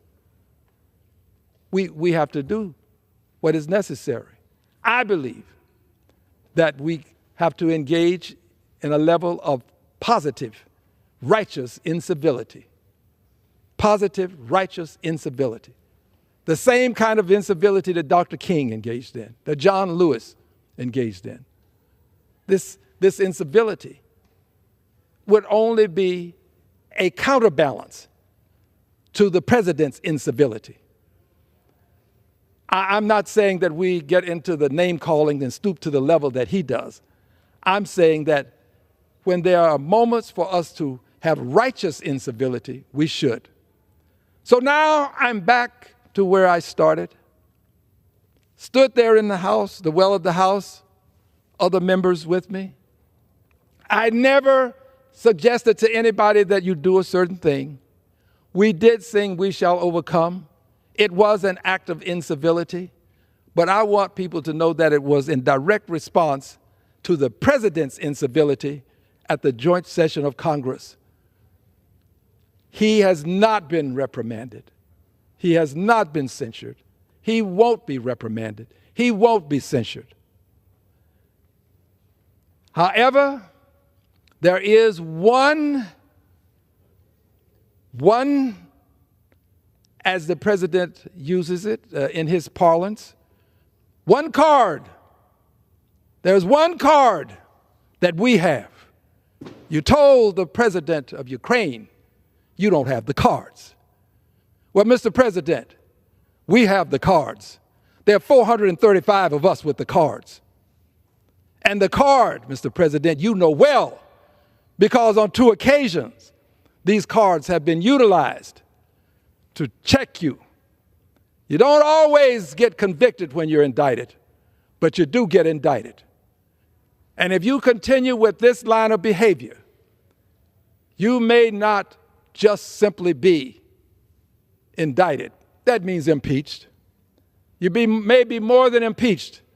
There may be a Senate that has the will to live up to the ideals in the Constitution. And when that Senate does so, you will no longer be president. There are 435 cards. Mr. President, I have one of those cards. I have one of them. You are a Goliath. You are Goliath. You now have control of the Justice Department. You have the generals pledging fealty. You are a Goliath, Mr. President. But there are 435 Davids. 435 Davids. 435 with the power accorded to us by way of the rules of this House to bring articles of impeachment. You may not be impeached the first time, but there's always a second, and there's always a third. And in the end, if you, Mr. President, continue with this behavior, you will be impeached, and I believe that will be the will in the Senate to convict. I'm not threatening anyone.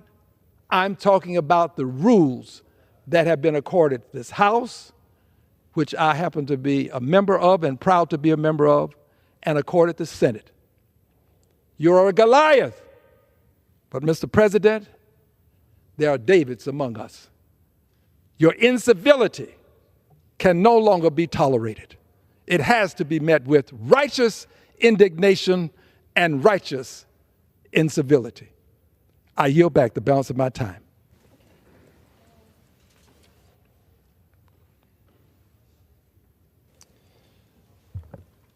Members are reminded to refrain from engaging in personalities toward the President and to direct their remarks to the Chair.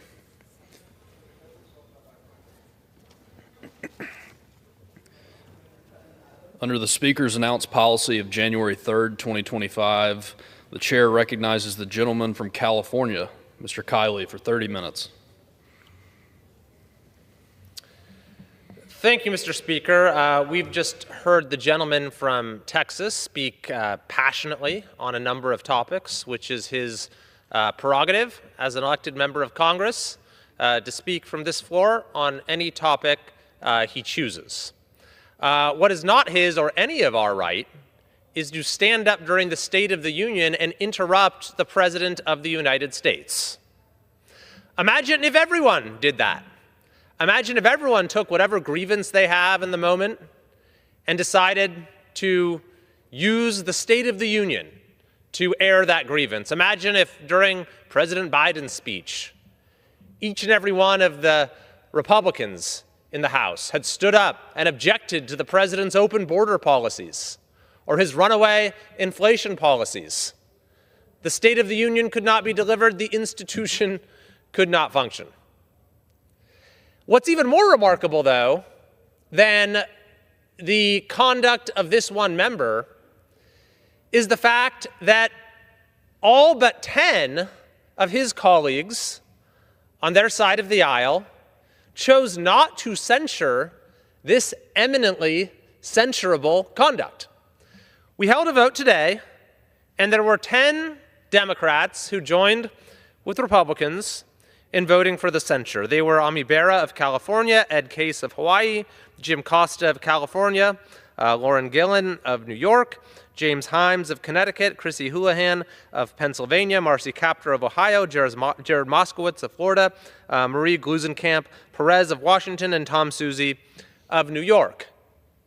The other 200 members who are present chose not to censure that conduct. I find that remarkable, and indeed, the antics on display during the State of the Union truly exemplified everything that is wrong with politics in this country today.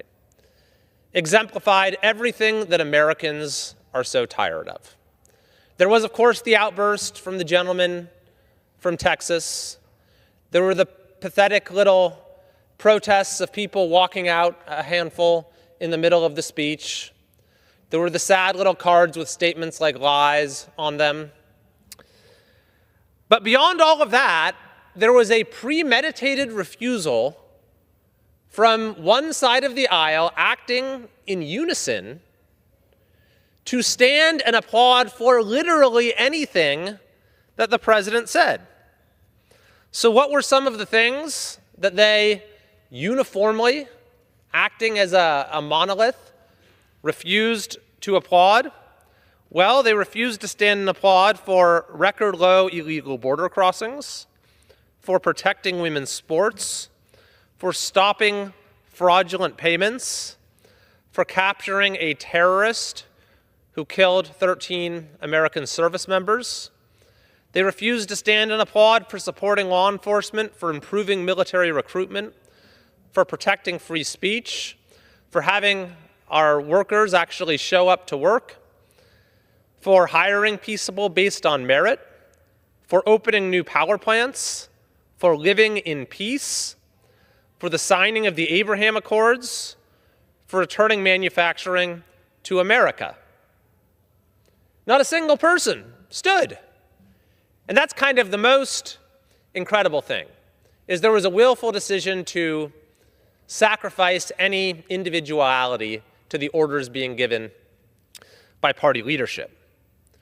But it got particularly disturbing when the president recognized a number of heroic Americans who were present. And we had our colleagues refused refused to stand and applaud for a volunteer firefighter who provided a home to 40 foster children, to the victim of a deep fake who has become an advocate for other victims, to the family of Lake and Riley, to the family of Jocelyn Nungare, to a heroic Border Patrol agent, to the widow of an officer who was killed in the line of duty, to a 13-year-old survivor of brain cancer, such an inspiring young man, to a young man admitted to West Point, to a history teacher who has finally been brought home after being a political prisoner in Russia for 14 years, and to the family of Corey Comparatore. Each and every time the president recognized one of these individuals in the gallery, there was a premeditated refusal to stand and acknowledge them. And we know that they know how to do it during President Biden's State of the Unions, which, by the way, his last one was one of those caustic, partisan speeches I've ever seen, where he repeatedly compared himself to his predecessor, that is, his political opponent at the time. Dozens of times they stood and applauded. And by the way, on our side, for a lot of those times we didn't stand and applaud because he was saying partisan things or things we disagreed with. But when he said things that we agreed with, I would stand and others on my side would stand as well. When he spoke to unifying ideas about what makes our country great, we would stand and applaud. When he highlighted people who were deserving of commendation, we would stand and applaud. And yet the contrast could not have been starker in President Trump's speech and the reaction to it here in the chamber on Tuesday.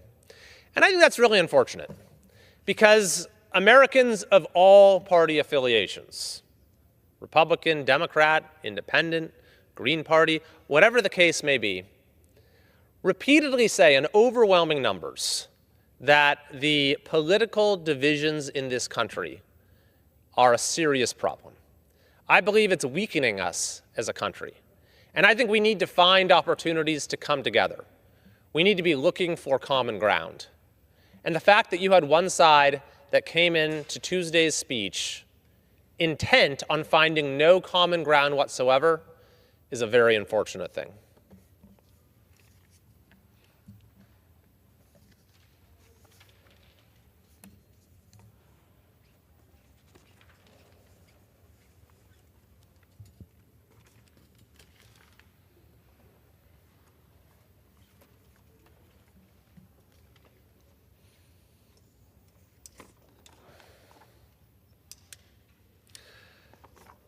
Mr. Speaker, yesterday I formally requested that FBI Director Kash Patel open an investigation into California high-speed rail. My letter to Director Patel reads as follows. Well, I know that many issues are competing for your time. One issue that deserves your attention is California's high-speed rail project. Nearly 17 years ago, California and the United States were sold on the dream of high-speed rail in California. Originally projected to cost $33 billion and scheduled to be completed by 2020, that dream has become a nightmare. According to the California High-Speed Rail Authority's own estimates, the total project cost has now ballooned by over $100 billion above that original estimate. Moreover, California's auditor reports that the High-Speed Rail Authority will miss its latest 2033 deadline without having completed a single segment of the track. Indeed, the New York Times reported that according to, quote, projections widely used by engineers and project managers, the train could not be completed in this century. This malfeasance leads to questions that transcend mere incompetence. How is it possible to have spent over $13 billion without a single station opening? Where have these funds gone? Who benefited? Because the project has consumed billions in federal funding, the FBI has both the authority and, I would argue, the responsibility to pursue these questions and deliver answers to the American people. The Public Integrity Division is uniquely qualified to root out any corruption, recover stolen funds, and restore confidence that our tax dollars are being stewarded carefully. On behalf of my constituents and the people of California, thank you for your consideration of this request. I am hopeful that through this investigation, we will finally see some accountability and a measure of justice for California taxpayers.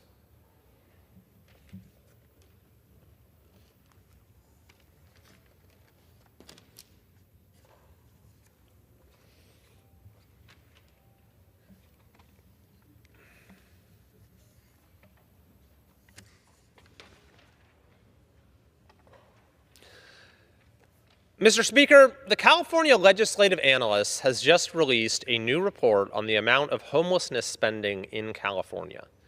And it reports that since 2019, the state has spent over $36 billion. This is truly astounding when you consider what has actually happened with homelessness in California during that time. This is during the governorship of Gavin Newsom. We have seen a 24% increase in homelessness. The population is now over 187,000 people, and roughly half of all unsheltered homeless in the United States are in California. So we have continued to spend more and more money, over $36 billion over this time period, and the homeless population has only continued to grow. What's worse, the legislative analyst has found that the governor's office lost track of most of that money. This was in an audit that was released last year.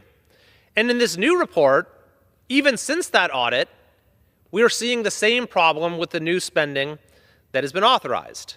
Indeed, the LAO reports that despite many requirements, as of this writing, no data have been provided to the legislature on how many people living in an encampment have received permanent housing or any other type of housing. The legislature lacks other key outcomes data, such as the number of encampments that have been resolved. So we continue to see the same problems in California. Spending billions of billions, homelessness getting worse, zero accountability.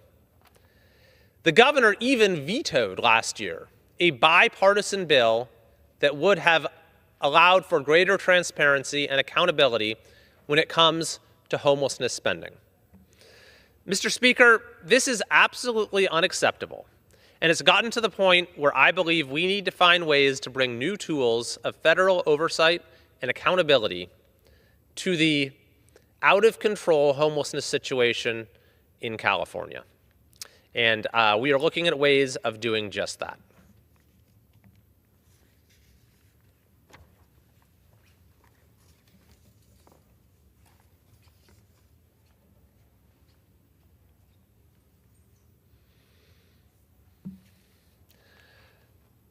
Mr. Speaker, this week I officially introduced the Coastal Commission Accountability Act to strip the California Coastal Commission of its powers under federal law. The Coastal Commission is simply out of control. It's one of the most out-of-control agencies in the whole country, and it has veered far from its purpose of protecting the coast. From blocking SpaceX launches to obstructing fire prevention projects, the Commission has repeatedly threatened the safety of Californians and weakened our national defense, while needlessly undercutting innovation and economic progress. The need to rein the Commission in has now become urgent as we face the challenge of rebuilding Los Angeles following the fires. And that will not be possible if the Commission is allowed to continue operating as it has been. Just to give you a couple examples of some of its abuses, one of them specifically related to fire. In 2019, the LA Department of Water and Power began replacing nearly 100-year-old power line poles, wooden poles, that are cutting through Topanga State Park. The project, though, was halted because there was apparently an endangered plant, the Broughton's Milkovich plant that was in the area. Now, the goal of this project was to improve fire safety for the Pacific Palisades area by replacing the wooden poles with steel, widening fire access lanes in the area, and installing wind and fire-resistant power lines. This was all after the area had been identified as having an elevated fire risk. What the Coastal Commission did, because of this Broughton's Milkovich plant, is they marched in, they halted the project, and they even demanded $2 million in fines. On top of that, the commission has blocked a desalination plant that had been proposed in Huntington Beach. It has stood in the way of housing, contributing to the housing crisis that we have in California. And it even tried to stop SpaceX from launching rockets out of Vandenberg. This one was particularly remarkable because SpaceX and the Air Force came and said, we want to increase our launch cadence at Vandenberg. These launches are very important for a number of reasons when it comes to innovation and space exploration and when it comes to national security. That's why the Air Force was involved. And the Coastal Commission said, no, we're not going to allow that. And what was the reason they cited? Well, it had nothing to do with preserving the coast, which is their mission. It had nothing to do with maintaining the beauty of the California coast, one of the most beautiful places in the world, which is their mission. No, the commissioners explicitly said during their meeting that the reason they were going to stop these launches, which the Air Force said are in the national security interests of the United States, is because they didn't like some of the political posts put on X by Elon Musk on completely unrelated topics. This gives you a sense of what a rogue agency the Coastal Commission has become, and the barriers that we will face to rebuilding Los Angeles if this is allowed to continue. So I am looking forward to advancing the Coastal Commission Accountability Act through the House and getting it signed by the President, who I know agrees with me on this issue, and I'm hopeful that we can get bipartisan support throughout the process.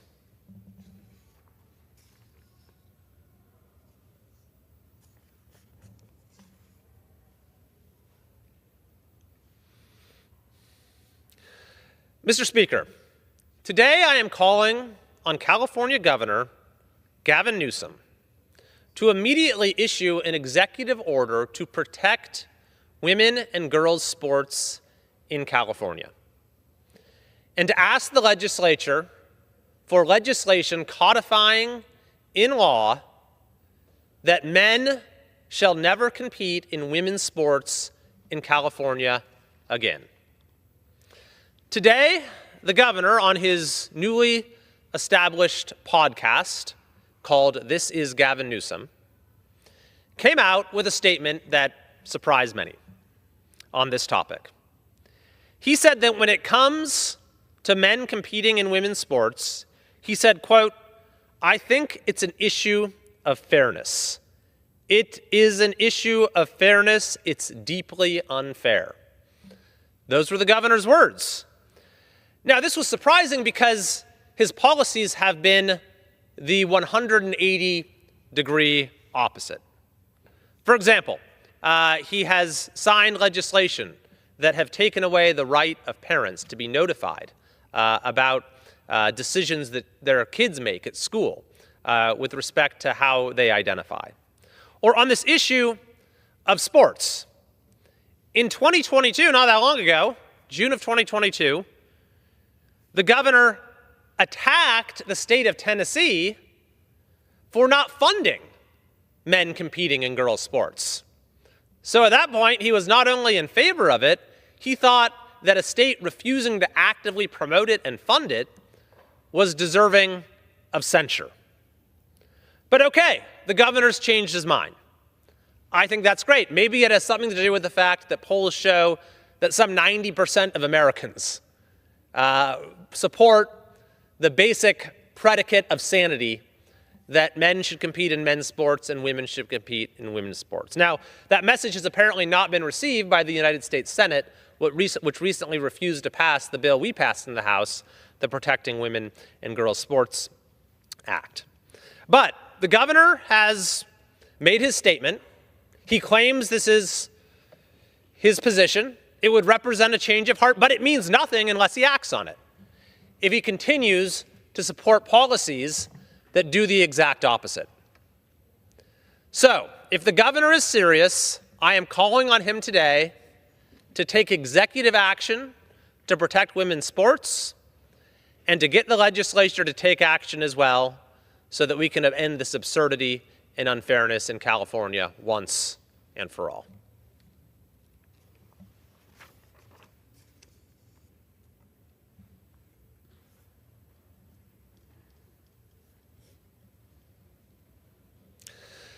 Mr. Speaker, there is at this time a much-needed comprehensive effort underway to modernize our government, to root out fraud, to root out inefficiency, to implement reforms that will save taxpayers money and lead to a higher quality of government service while right-sizing the federal government.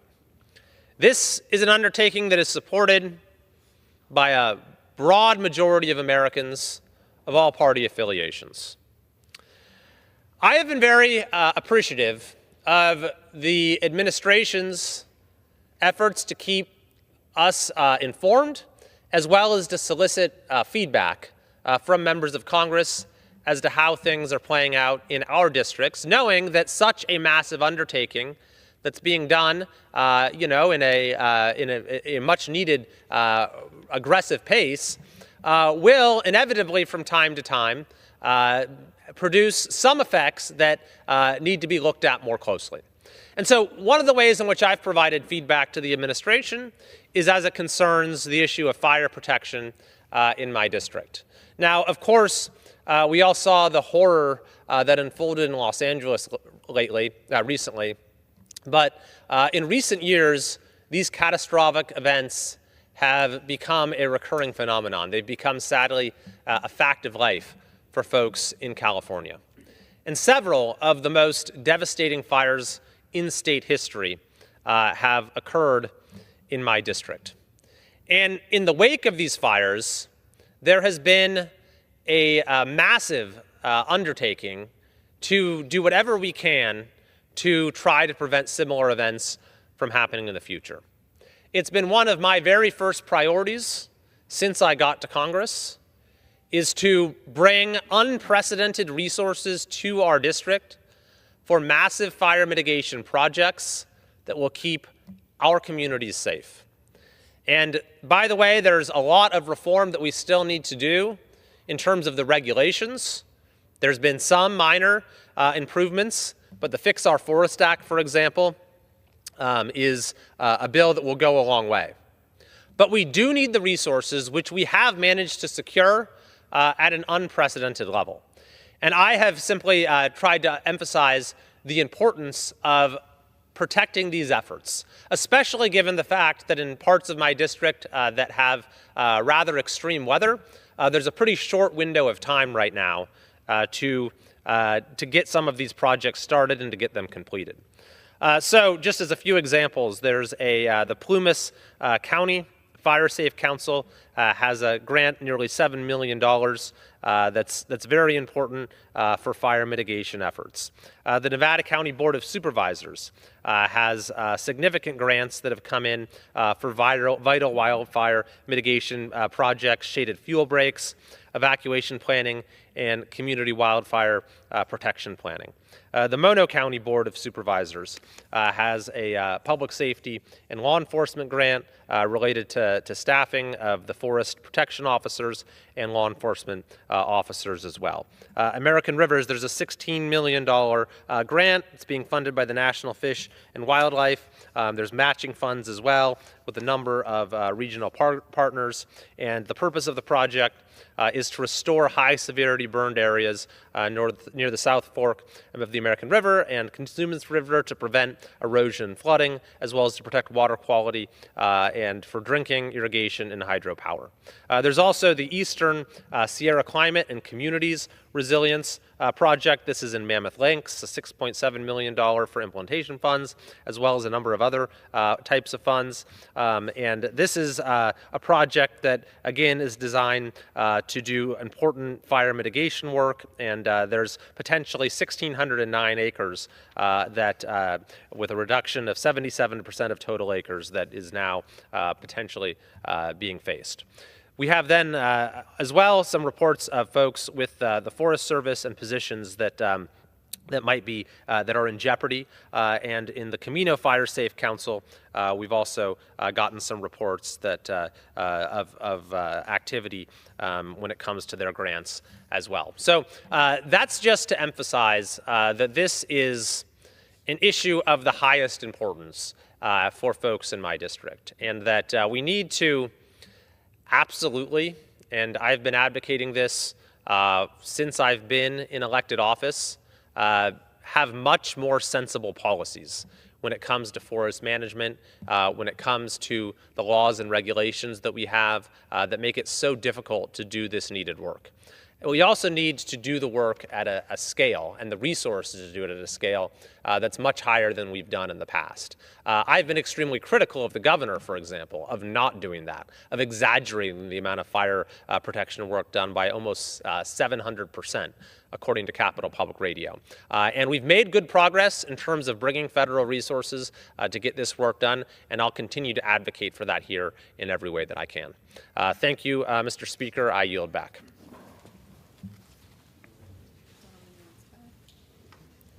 The gentleman yields back.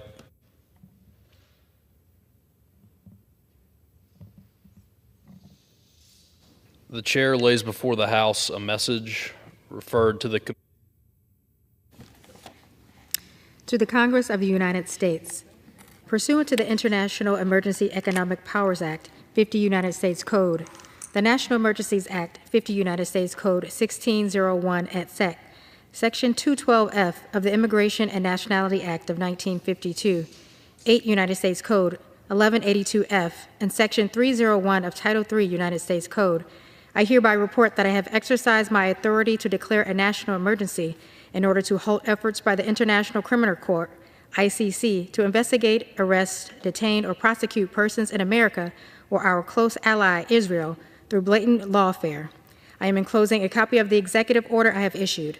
The ICC has, without basis, asserted jurisdiction over and open investigations into personnel of the United States and of certain of its allies, including Israel, and has further abused its power by issuing baseless arrest warrants targeting Israeli Prime Minister Benjamin Netanyahu and former Minister of Defense Yoav Gallant. The ICC has no jurisdiction over the United States or Israel, as neither country is party to the Rome Statute or a member of the ICC. Neither country has ever recognized the ICC's jurisdiction, and both nations are thriving democracies with militaries that strictly adhere to the laws of war. The ICC's recent actions against Israel and the United States set a dangerous precedent, directly endangering current and former United States personnel, including active service members of the armed forces, by exposing them to harassment, abuse, and possible arrest. This malign conduct, in turn, threatens to infringe upon the sovereignty of the United States and undermines the critical national security and foreign policy work of the United States government and our allies, including Israel. Pursuant to the national emergency that I have declared, the United States will impose tangible and significant consequences on those responsible for the ICC's transgressions, including by blocking property and assets and suspending entry into the United States of ICC officials, employees, and agents, as well as their immediate family members. I have directed the Secretary of State, in consultation with the Secretary of the Treasury and the Attorney General, to identify and sanction any foreign persons found to have, among other things, directly assisted in any ICC efforts to investigate, arrest, detain, or prosecute a protected person without consent of that person's country or of nationality. I have further determined that the unrestricted immigrant and non-immigrant entry into the United States of any covered alien found to have participated in any ICC efforts to investigate, arrest, detain, or prosecute a protected person as well as immediate family members of such aliens or aliens determined by the Secretary of State to be employed by or acting as an agent of the ICC, would be detrimental to the interests of the United States as immigrants or non-immigrants, and therefore have suspended such immigration except where the Secretary of State determines that the entry of the person into the United States would not be contrary to the interests of the United States.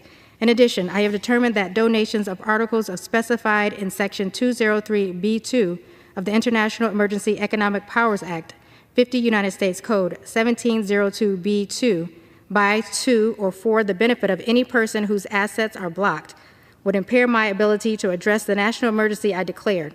I have therefore prohibited such donations. Signed, Donald J. Trump, the White House, March 5th, 2025. Referred to the Committees on Foreign Affairs and the Judiciary and ordered printed.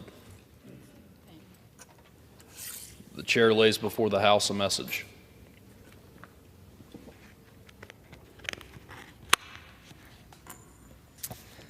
To the Congress of the United States, consistent with applicable law, including the National Emergencies Act, 50 United States Code 1621, and the International Emergency Economic Powers Act, 50 United States Code 1701, I am providing notice of certain actions I have taken to address the synthetic opioid supply chain in the People's Republic of China and the flow of illicit drugs across our northern and southern borders. As reflected in the executive orders described below, the sustained influx of illicit opioids and other drugs have profound consequences on our nation, endangering lives and putting a severe strain on our healthcare system, public services, and communities. These actions are an expansion of the national emergency I declared in Proclamation 10886 of January 20th, 2025, declaring a national emergency at the southern border of the United States. Executive Order 14193, as amended by Executive Orders 14197 and 14226, and Executive Order 14194, as amended by Executive Orders 14198 and 14227, expand the scope of the aforementioned national emergencies to cover the threat to the safety and security of Americans, including the public health crisis of deaths due to the use of fentanyl and other illicit drugs, and the failure of Canada and Mexico to arrest, seize, detain, or otherwise intercept drug trafficking organizations, other drugs and human traffickers, criminals at large, and illicit drugs. Furthermore, Executive Order 14195, as amended by Executive Orders 14200 and 14228, expands the scope of the same national emergency declared in Proclamation 10886 to cover the failure of the People's Republic of China to arrest, seize, detain, or otherwise intercept chemical precursor suppliers, money launderers, transnational criminal organizations, criminals at large, and drugs.